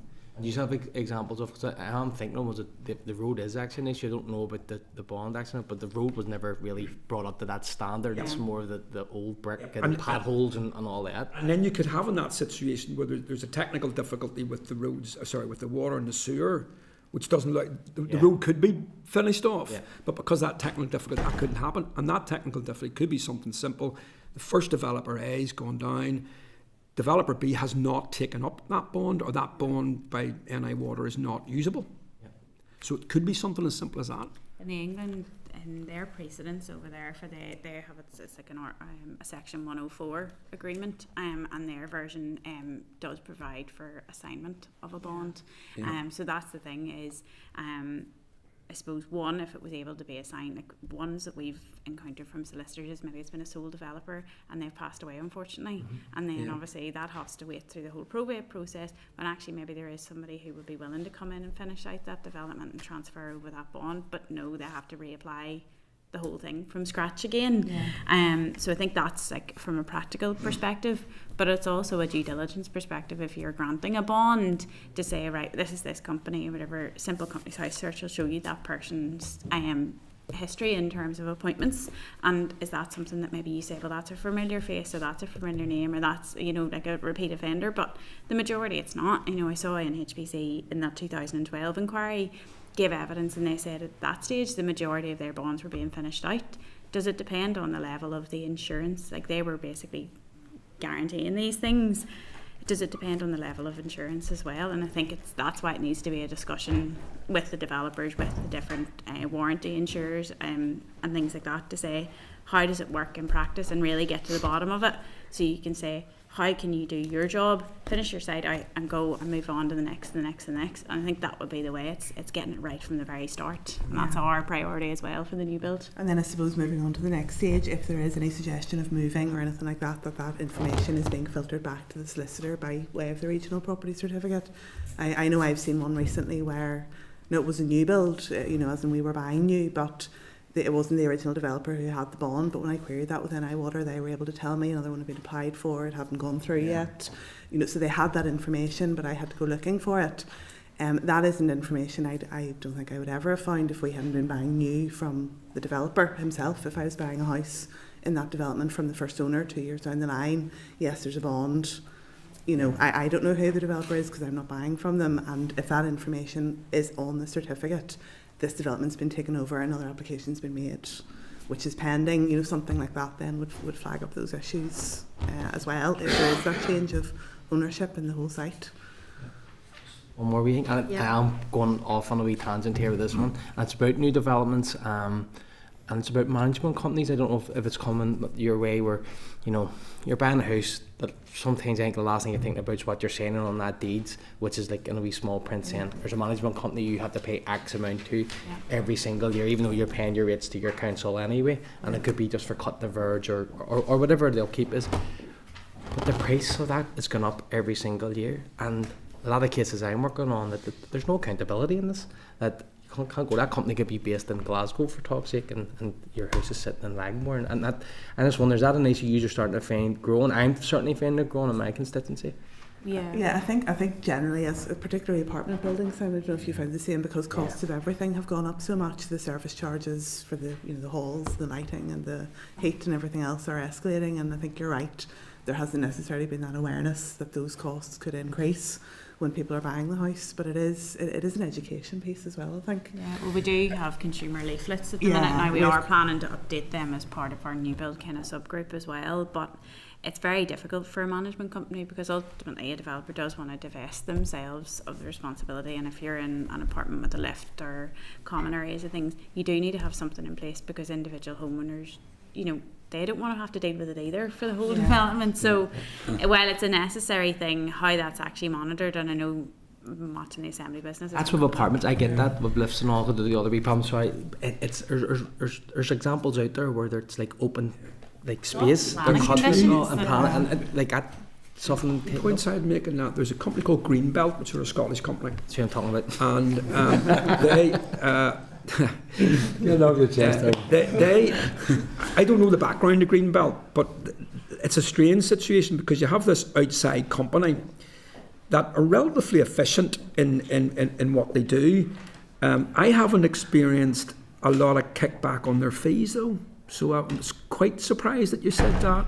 But And that every year on top of what you're paying your rates, and Yeah. you know what I mean, you're getting Yeah. a verge cut. lot of That's the thing of it. But the purchaser solicitor, when they're going through the lease will have a whole series of covenants about what Greenbelt are to do, and in that there is an accountability. So I mean, if Greenbelt or any provider of any management fees, you're looking for that. You're looking that they've got to do proper accounts, that they've got to provide those accounts, etc., etc. So the actual lease document should cover that. But the final point that I would make on this is that the whole, we're talking about, very serious issues in conveyancing, but the whole issue of functionality with apartments and smaller developments is a really big issue. Yeah. A really big issue for us. And it comes back to the same issue that we have of the original developer going into liquidation. And the legal complications for that in developments is as big as what we're talking about today. So it's a very valid point. But it's also planning conditions as well as to why they're in there in the first place, because they'll say you have to have a certain amount of green space, for example, but they'll also then say, well, we're not going to maintain it for you. So that's then what is the developer to do, and also it's... I'll sack them. And you can't really rely on one person getting their lawnmower, right? That kind of thing. 100%. Thank you. We are bang on the hour, and I'm very keen that we try and come to the end, but I just wanted to check, Mark, are you looking in to ask anything? I know you're feeling my pain as well, so... A wee bit of sales advice there, Mark, no? No, thank you, Chair, and thanks to the team for that. It's been very informative, and there have been many good questions asked and many good answers given. I sympathise, I suppose, with the pressure that the profession is put under by this, and you're often the meat in the sandwich. I suppose, like, buying a house is a very stressful situation, and the delays here the problems here that we've been talking about don't just increase the financial cost. There's a wider cost to people buying homes, and like I say, it's an increase in anxiety in that. And sometimes would you find that you guys or your members actually bear the brunt of some of the blame for these delays? And then what uniformity or consistency is there across the legal profession in terms of, I suppose, approaching this? Would you get maybe some solicitors who might be a wee bit more laissez-faire than others? Well, in theory, everybody's bound by the Home Charter Scheme. It has a code of practice for building developments, and it's mandatory, and it has a list of everything that has to be in place at the time that you complete for a new build. So that includes things like building control, the warranty that's in place. There's an Article 161, there's an Article 32, that you have all the signed agreements and all that sort of stuff. In theory, all of that stuff is there.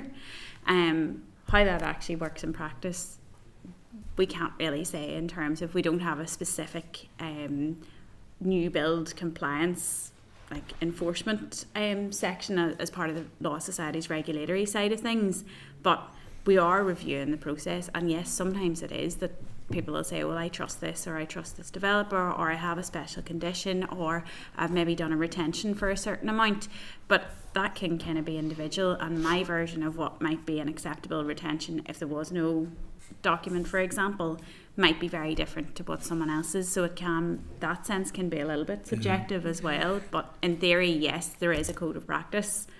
I suppose it can be site specific as well. If homes have sold in an area or on a street previously or recently, it might not, I suppose, be subject to the same scrutiny.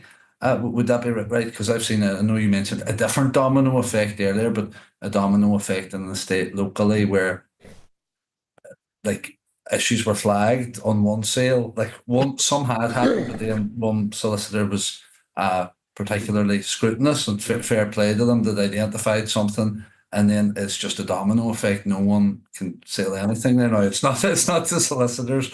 I have a good example of that one where it's back to the point that was just made, where development of about 25 houses, the developer actually lives in the development, and there's just a few common areas. There's a few common areas, and in the lease it's got, there's got to be a service charge, etc., but there's no functionality. And the first I sold 2 of those houses, and purchase solicitors didn't raise anything.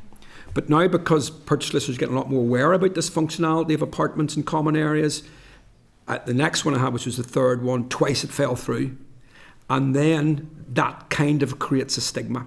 Yeah. Exactly what you said. Now it's sort of known, agents are a bit reluctant, and with material information coming down the track with trading standards, that would make it much more difficult to sell. So you're quite right, you can have a situation where you've got 10 conveyancers in the room, 9 think it's okay, 1 doesn't, and that can have a trigger effect on a development, particularly if there's a lack of functionality in that development. And sometimes it's consumer specific too, because what's acceptable to one person buying a house, like, oh, I don't care about that. For another one, they're like, no, that's it, I'm away. So it's all very hard to kind of juggle the two. While there is standard, there's also variables in that one as well. Yeah. But we I mean, I'm involved in the institute which teaches conveyancing to the newly submitted solicitors. We do a lot of CPD. There's a compulsory 3 hours. Every conveyancer has to do a compulsory 3-hour specific conveyancing course, as well as all their other conveyancing. And a lot of that is education, and particularly in new builds. And we've got a very, very good checklist that is part of the Home Charter that covers all the things that we're sort of talking about. So hopefully that those diligent members that are doing their job properly will cover off a lot of this. And that's where we are at the moment. And also we're having a full tip-to-toe review of our building agreement and our procedures in connection with new builds in particular, to cover a lot of the issues that you're raising today. Okay, and then finally, Simon, I think you'd mentioned examples where maybe there's a minor water issue that's delaying the adoption of the other stuff, and of course delay is the biggest driver of cost. Are you aware of any examples where that cost, due to the delay, I suppose, be that at Northern Ireland Water's end or the developers, and we've actually seen changes in policy or as to what is deemed acceptable for adoption on roads? I could think of one locally, I suppose, to myself, where there's a street. You'll be experienced enough to remember Petrocelli. It's as if he's building it. It's never going to be finished. But it's got to the stage now that it's the old Lucasade lights, the street lamps in it. Yeah. And DFI now will not touch it for adoption until the whole estate is changed to LED lights, because they don't have the parts to repair the old ones anymore. I don't mind, just very briefly, because we're running over. So I've only had the one example that I alluded to there, which was about the something to do with the sewers and the water, but I have heard that as well. Somebody else did mention to me it was a very, very minor thing, that because of the passage of time to adopt it, there was something that the developer hadn't done.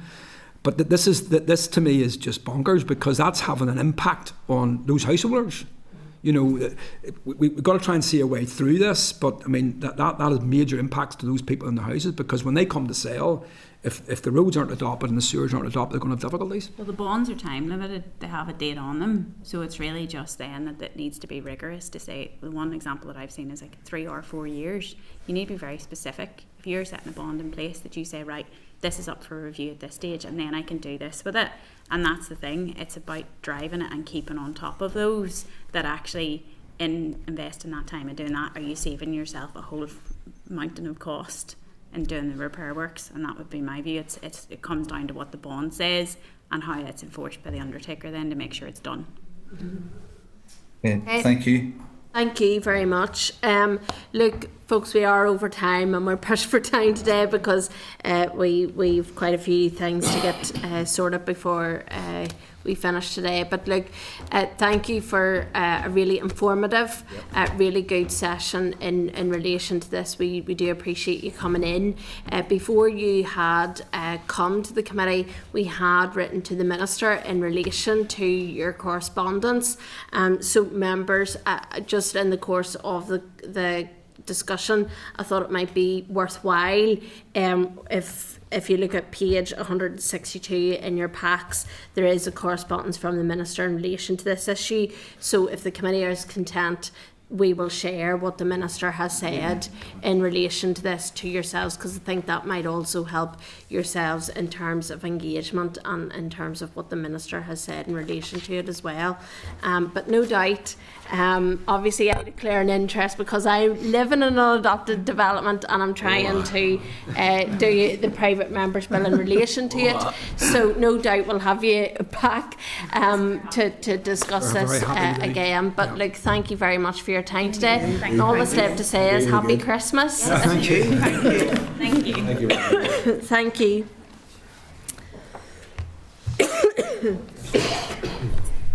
Okay, members, look, I want to rattle through because we do have a lot to get through today. Was there anything else that people wanted to raise coming out of that? Good session, Chair. Yeah. High expectations for your PMB now. Yes, no pressure No, whatsoever. that was good because they're at the start of the process, which is going to be a big, you know, And some worthwhile suggestions. we're all talking about the negative end is the enforcement side and long established it, but this is it's a good session. Okay, we're going to move on now to item 9, which is the Public Sector Procurement in Northern Ireland Assembly Research and Information Service arrears briefing. At page 165, you'll see the Northern Ireland Research and Information Service briefing paper, Public Sector Procurement in Northern Ireland. So I'm welcoming Karen Clark, Research Officer, and Nathan Mulholland, Research Officer. So I'm inviting, obviously, we do have the paper. So if you could just talk very briefly for about 5 minutes or so to some of the issues on it, and then if members do have questions I will come to you, but if you can outline the key points just in relation to the briefing, because I know members were interested in this area. So thank you, and I'll now invite you to talk to us. Thank you. Thanks, Chair. Thanks, Committee. As I say, I'm Karen Clark. This is my colleague Nathan Mulholland. You've got the paper in front of you, so I will do a very quick summary even of my notes. I suppose really just to put it in context, when we're talking about public sector procurement, in this context we're referring to central government departments and their arm's length bodies. And really just the first point is to highlight that it's the Department of Finance has overall responsibility for procurement policy in Northern Ireland. And I know one of your questions related to the structures and sort of the overarching structure of procurement is the Procurement Board, which is chaired by the Minister for Finance. And on that board, the members are from the Department of Finance's Central Procurement Directorate, SIB, and other senior civil servants from the Centres of Procurement Excellence. The role of the board really is to develop policy and monitor policy implementation and ensure that procurement officials are provided with appropriate guidance and training. As you know, there was an Audit Office report in 2023 about procurement in Northern Ireland, and it emphasised the importance of the board in ensuring overall effectiveness of procurement arrangements, although the board hasn't sat since September 2022. Within the Department for Finance there is the Construction and Procurement Delivery, it's known as CPD, and it sits within DOF, and it is the central government procurement organisation, and the CPD The Director of CPD reports directly into the PermSec in DOF. There are, I suppose, 3 Centres of Procurement Excellence, or COPs as they're known, that would sort of sit within infrastructure. That's one within the Department, Northern Ireland Water and Translink also have their own COP. And the COPs are responsible for providing technical procurement support to the departments and to ensure that tenders comply with legislation and other regulations. And COPs report directly up into their own accounting officer. And the COPs are busy. I mean, as you can see from figure 2 or page 175 in the paper, in 2021-22, the COPs commissioned and managed over 2,800 contracts. And again, the Northern Ireland Audit Office paper noted this and highlighted issues regarding capacity and capability within the COPs. I'll move very quickly on to sort of the overall tendering process. Tenders are advertised and managed through the DOF's electronic tendering portal, eTenders NI, and all COPs manage their tenders through the portal. This is to ensure consistency and transparency in the award of contracts. That tender portal is used by over 146 contracting authorities. You can see I've detailed out in page 176 of your pack.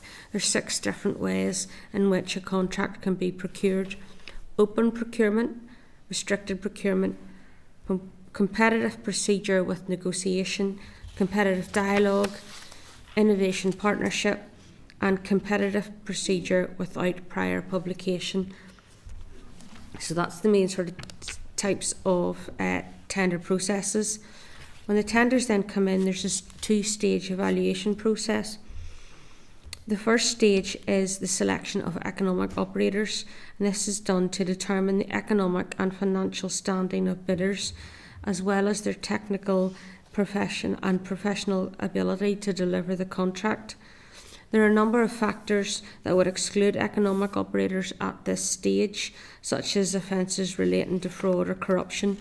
And in Annex C, we've detailed out more of the mandatory exclusions that would apply.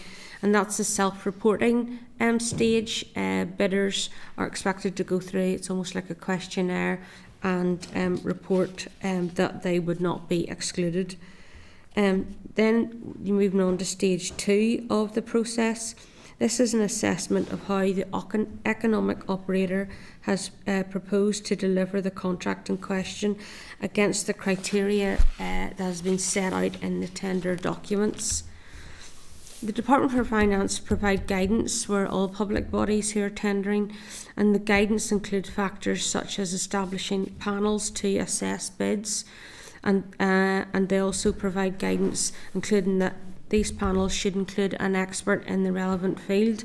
So, for example, if you're putting a tender out to build a road, you obviously want a road building expert on your panel. Regardless of the type of procedure used, contracting authorities must award the contract to the most economically advantageous tender. This is also known as MEET. And this is a ratio of price and quality. And quality is assessed against the criteria that are set out in the tender documents. This means that the criteria are pre-specified.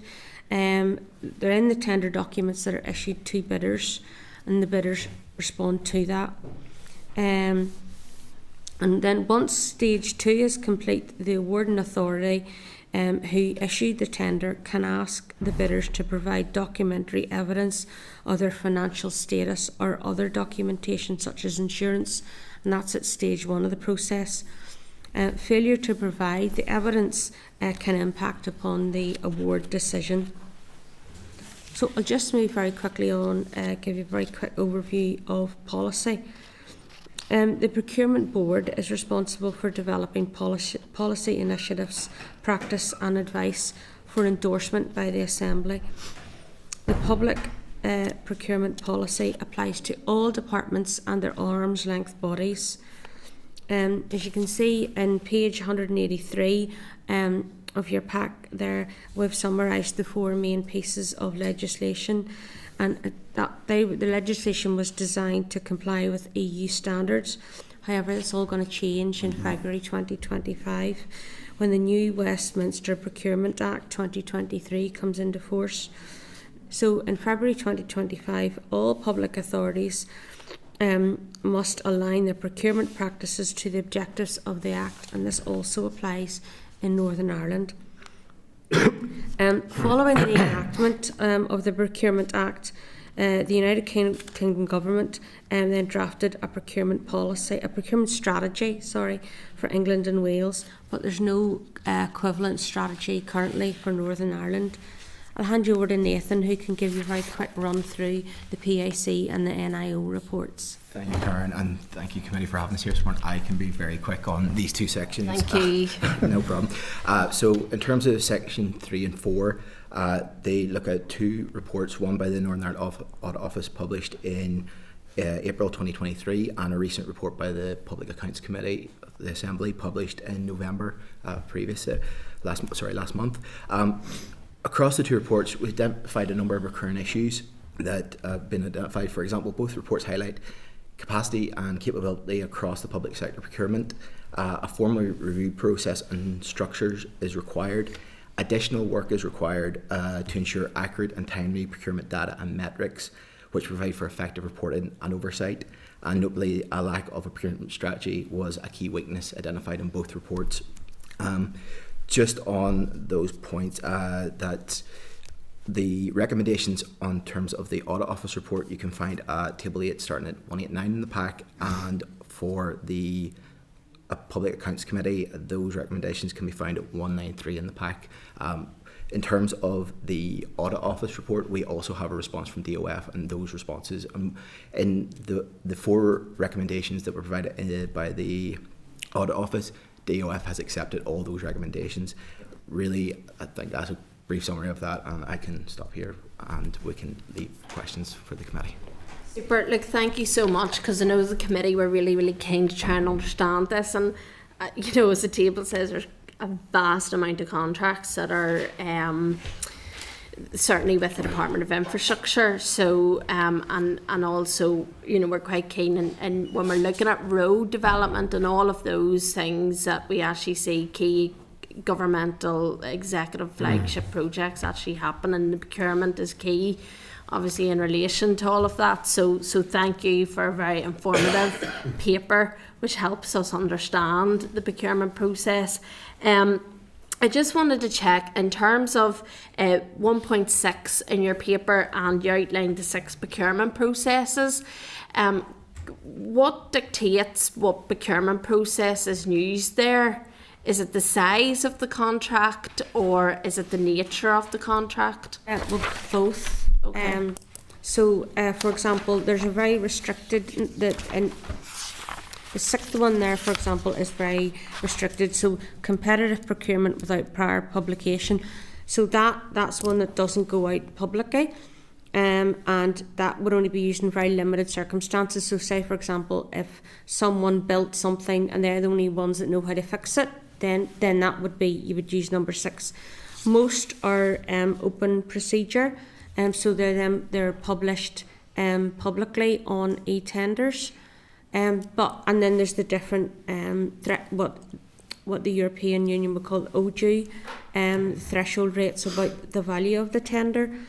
But again, it's going to change in February 2025, and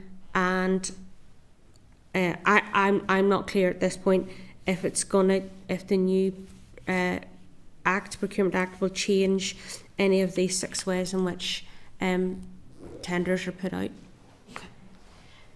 Sorry, my tummy was rumbling there. It must be trying to tell me something. Also just wanted to check, how closely does CPD and SIB work with the departments in relation to the step-by-step process through the procurement? If there's, I suppose, creating the contract, what's contained in the contract, if they're flagging up any issues that they may perceive at the very beginning of a contract before it is awarded. How closely aligned is that?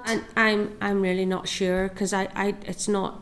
I don't know how close the COPs are to DOF, because the COPs report into their own departmental accounting officer. Okay. They may. CPD, I suppose, is there for advice and guidance, but I don't know to what extent it's used. Just on the role of the SIB in this, you'd probably be aware that the procurement pipeline is held on their website, which has each of the current contracts on there, and they report that that got updated regularly as a project moves through its phases. So there is some connection there between the SIB and contracts that are happening within the wider sort of civil service. So that website will allow anybody to go on and check the status of a contract. So there is a linkage there that you can monitor, and it will give the COPE and that kind of information on it at the time. So there is work going on between within SIB and other organisations, and that can be accessed. It's publicly available, so those who want to go for tenders and stuff have more information on the contracts at the time. Okay. Thank you. I just want to check, does any other members have any other questions? Our line just after finishing an inquiry on PASE. So sorry. What about it? You don't know anymore. Sure. Keith, sorry. I'm just reading on your page 170 of the paper about the Procurement Board. Yes. So the Procurement Board obviously ceased meeting in September 22. There's no minister. We've now a minister in place from February, and we're spending £3 billion a year, and we've no Procurement Board meetings from February of this year then? Yes. In the report to the PAC went on the response to the Audit Office report, the Permanent Secretary of the Department of Finance was in along with other officials, and he reported at the time that the Minister had said that they were going to, I think the phrase was used was, take a beat on re-establishing the Procurement Board. Take a beat? Yes, that was... Is that a hip thing, or...? I don't know if he's going to dance around that thing. I think he's going to dance around. You not watch Blue Lights? Yes. I watch Spotlight. Occasionally. Well, not last night, but I mean... That's my myth, and these people are doing so. Take it easy, really. That was earlier there in the year, and I think they were based on that the sort of working with the committee at that time when they were looking at investigation. There seemed to be that there was work ongoing with that, but they needed to review based on the new Procurement Act coming into force and next year. And also because they said that all the procurement needs to be restructured. And they're going to do a review. But I think that over the past, since 2005, I believe that there's been numerous iterations of the Procurement Board, and sort of the focus and its direction each time has been slightly different. And so what they were sort of getting at in the committee was they want, based on sort of new act and the current processes that are going on, to get it right effectively. When was that committee briefing roughly? How long was that? In the last number of weeks. Yeah. Okay, fair enough. So we've only finished, like, so.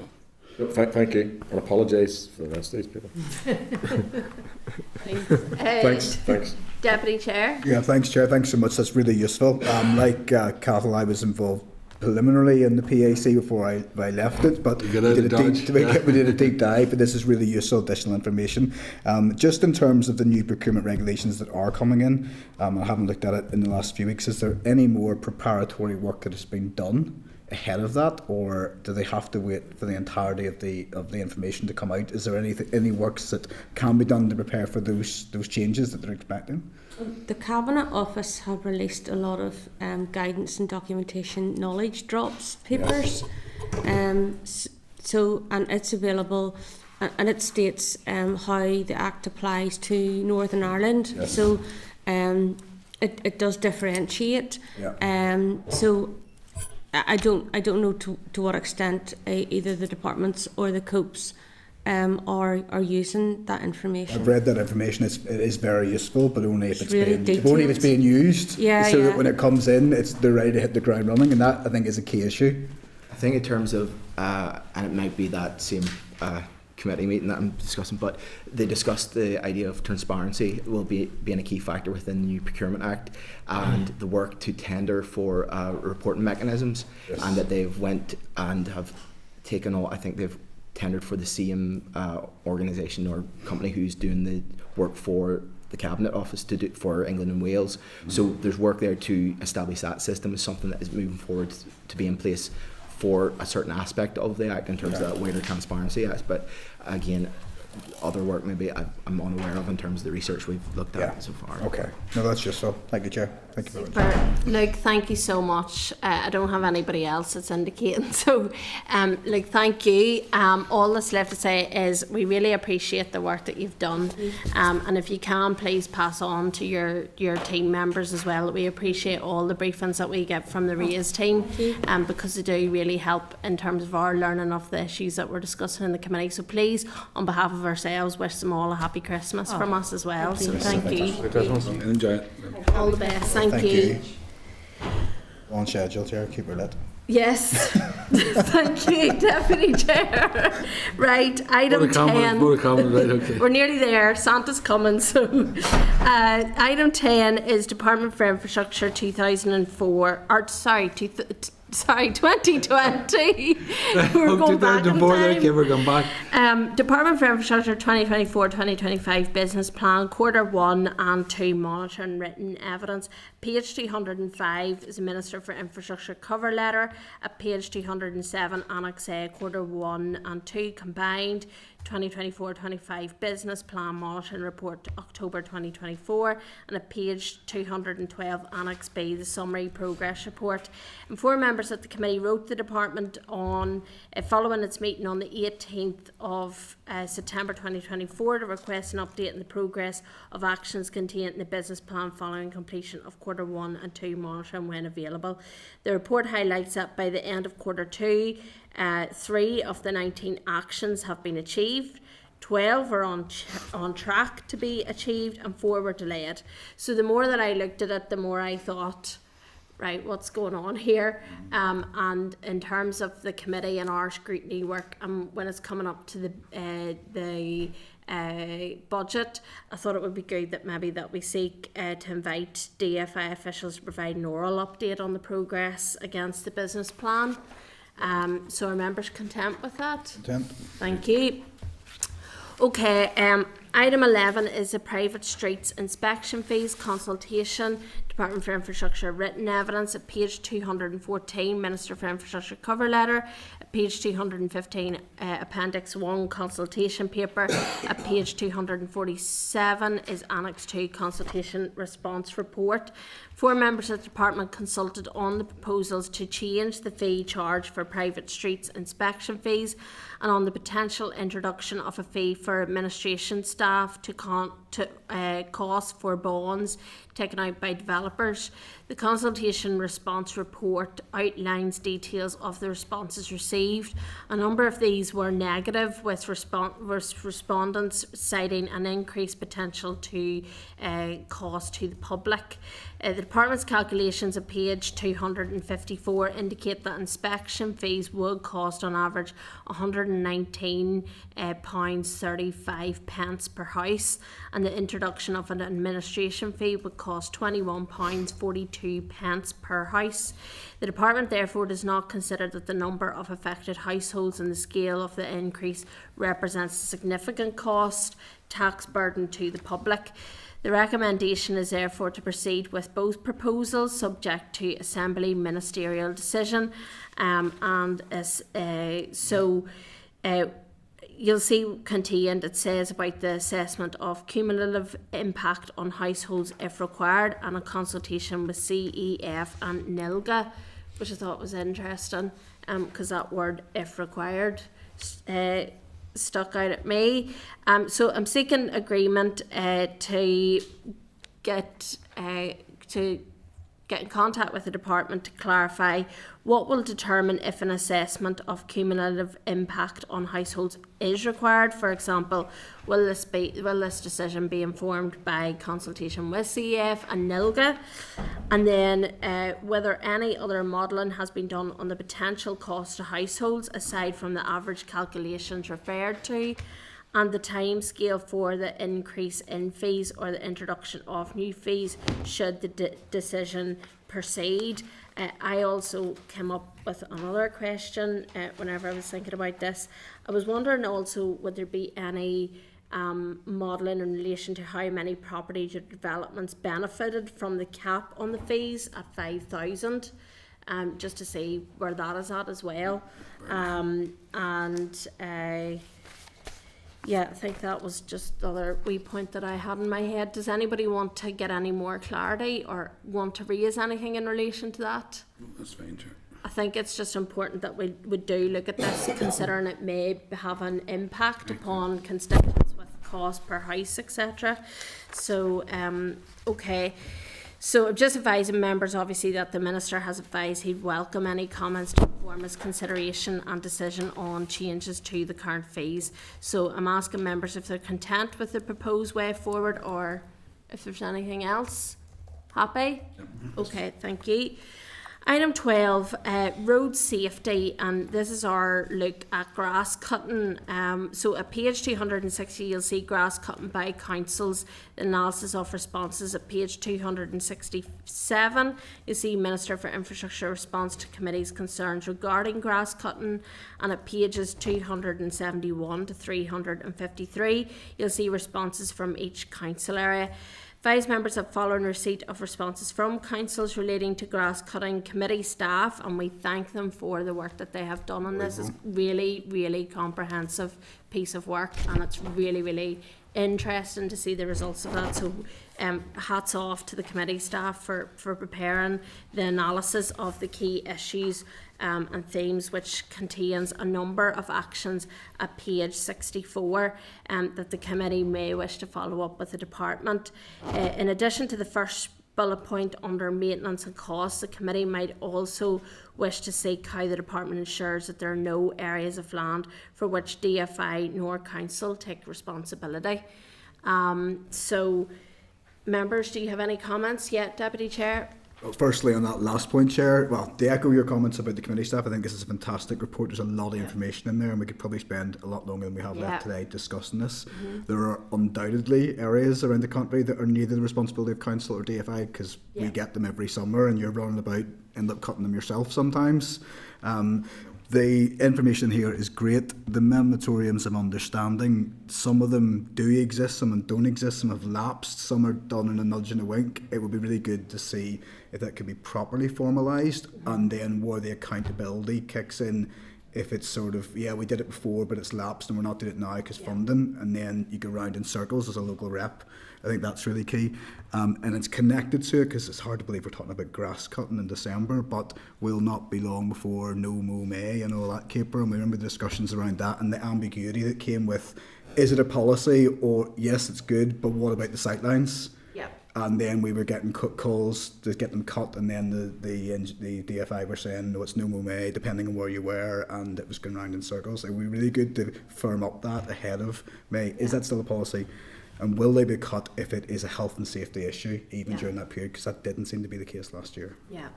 No, certainly. I mean, I think, to be honest, the analysis actually confirms what our discussions were in the committee, and probably what we know as local MLAs, and certainly we all have the cases where you're pushed from pillar to post. We can all think of areas that will inevitably come up once it comes to that Easter time period onwards. So it is messy. Messy to say the least, in terms of how grass cutting is carried out in areas, and I think it's a really important thing that we do take a dive into, especially around the road safety element. We're all for the bees, but you remember that from last year. We're all for the bees, but we're also for safety. Yes, that's a exactly. Good title for a play. No Mow May. Class title for a play, but I am not important. It's panto season, but let's not ourselves never seen me straight into it. No, so Chair, when you've it's interesting, we'll find out who those areas that there's no responsibility for, it's caught in the, you know what I mean? Yeah. And save the bees at the same time. Yeah. So happy enough then that we're a ticket that we're in agreement to write to the department to seek a response to issues contained within the analysis, and then those other points. Okay. So item 13, we're now at our SRs. So SR 2024-202, the Marcus Ward Street, Belfast Abandonment Order, Northern Ireland 2024, from pages 355 to 361, documents in relation to the statutory rule. The rule is subject to negative resolution, and 4 members that the purpose of the rule is to abandon an area of 28.66 square metres of land extending to 37.98 metres to the rear of the footway on Marcus Ward Street, Belfast. The rule is due to come into operation on the 23rd of January 2025. 4 members that the Examiner of Statutory Rules has not yet reported on the rule, but has indicated that it will be included in her next report to the Assembly, and that she has no comment to make. So are members content with the statutory rule? Yep. Okay, so the motion is that the Committee for Infrastructure has considered SR 2024-202, Marcus Ward Street, Belfast Abandonment Order, Northern Ireland 2024, and has no objection to the rule. Okay, thank you.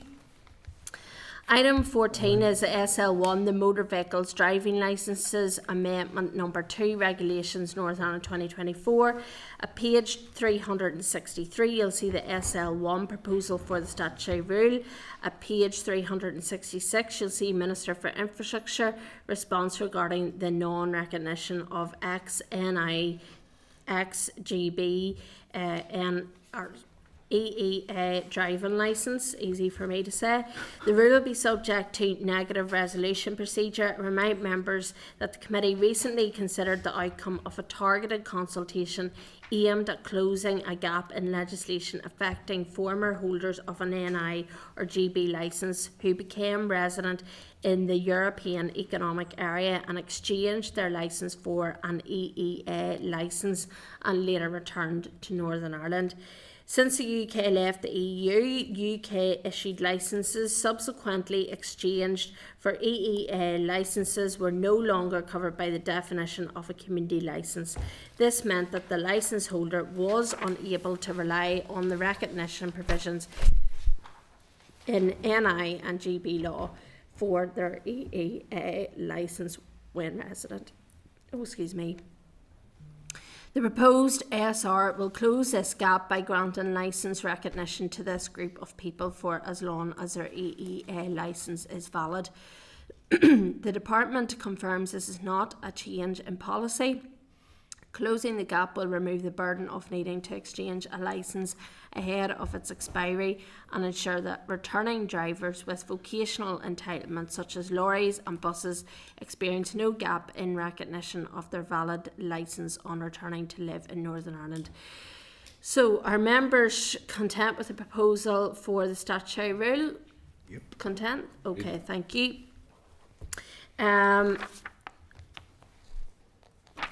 Okay, item 15 is subordinate legislation SRs not subject to Assembly procedure. Advise members that there are 6 statutory rules that are not subject to Assembly proceedings and are not required to be laid. These are at pages 370 and 393 of the meeting pack.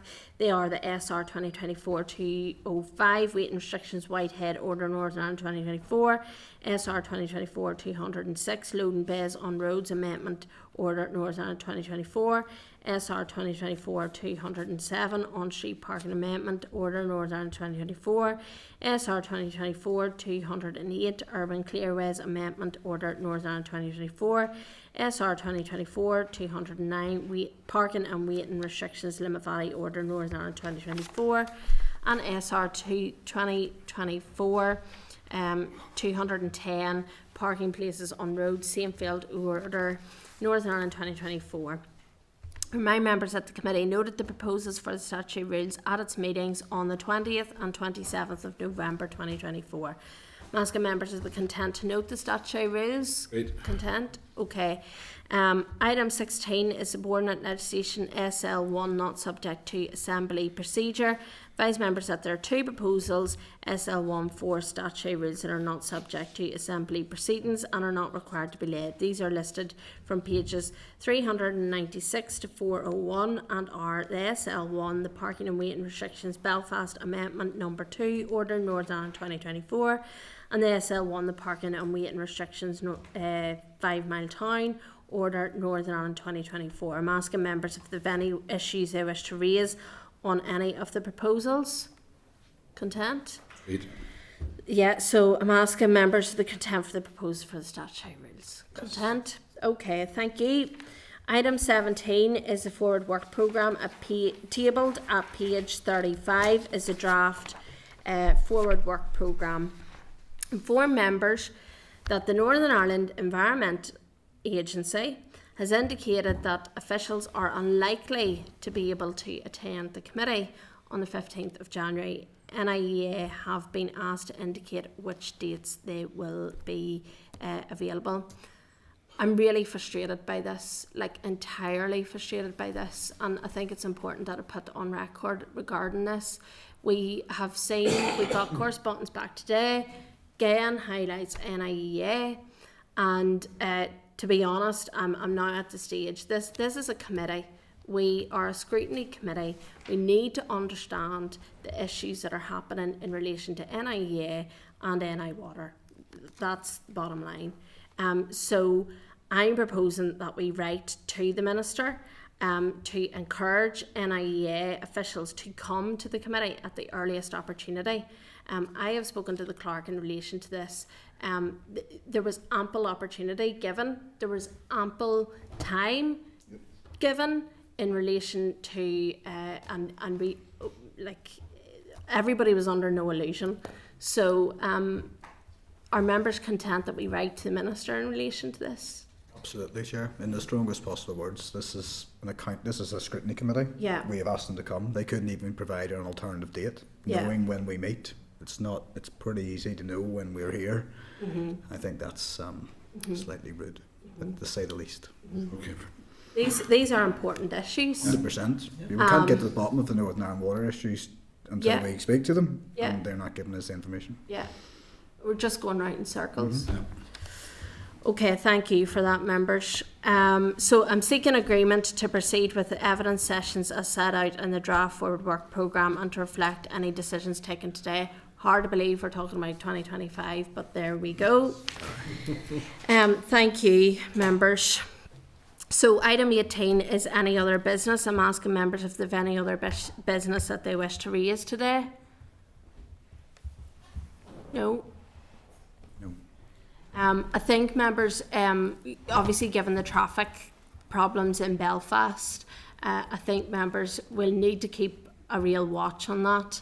And I'll be interested to see what comes out of the meeting with the business community, and perhaps maybe it might be worthwhile to seek an update just on how that meeting went with the business community that the Minister is going to have as well. Deputy Chair, did you want to? Yeah, Chair, I should have raised it. It's been one of those meetings. I know a number of other members have written the Transit as well about the capacity issues, where 3 carriages would be going instead of 5, and we're still trying to get clarity in that, particularly as well with additional bus routes planned for Christmas. I know we're nearly at Christmas, but did anything come back? Did we get any clarity on that?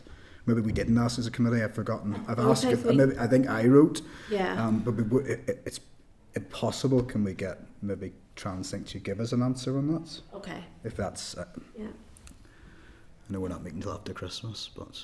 Do you think they'll give me extra capacity in Fermanagh and South Tyrone for us all to get up to? Unlikely, but you can keep asking. Look, thank you, because it's causing an awful lot of hassle at the moment for people. Okay, date, time and location of the next meeting. The next meeting will take place at 10 a.m. on the 15th of January 2025 in room 29, Parliament Buildings at 10 a.m. Look, members, I just want to say thank you for your cooperation in 2024. We've had mammoth sessions in relation to what we're looking at. and no doubt next year will be full with legislation coming down the track as well. But look, I do just on behalf of myself as chair want to thank you all for the cooperation and the in relation to this committee, and just wish you and your family all a very, very happy Christmas. So thank you. Thank you, Chair. Thank you. And now adjourn the meeting. Are we closed? Committee Room 29, Sound.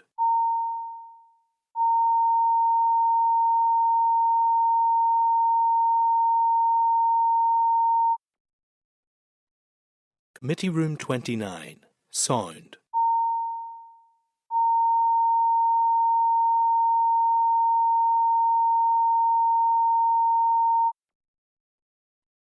Committee Room 29, Sound.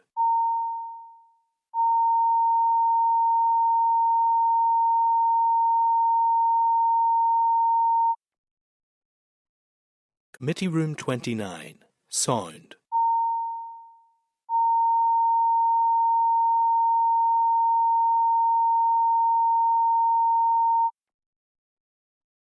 Committee Room 29, Sound.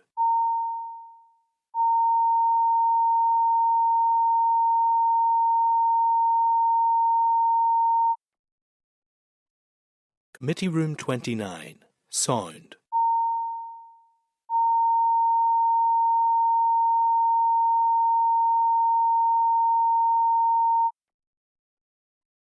Committee Room 29, Sound.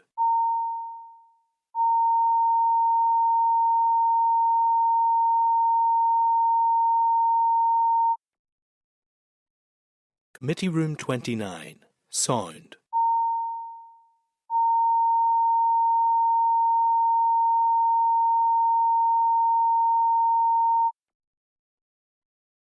Committee Room 29, Sound.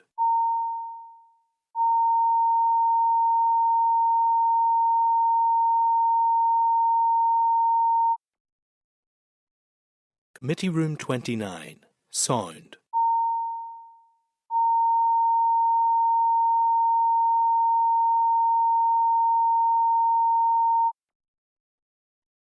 Committee Room 29, Sound.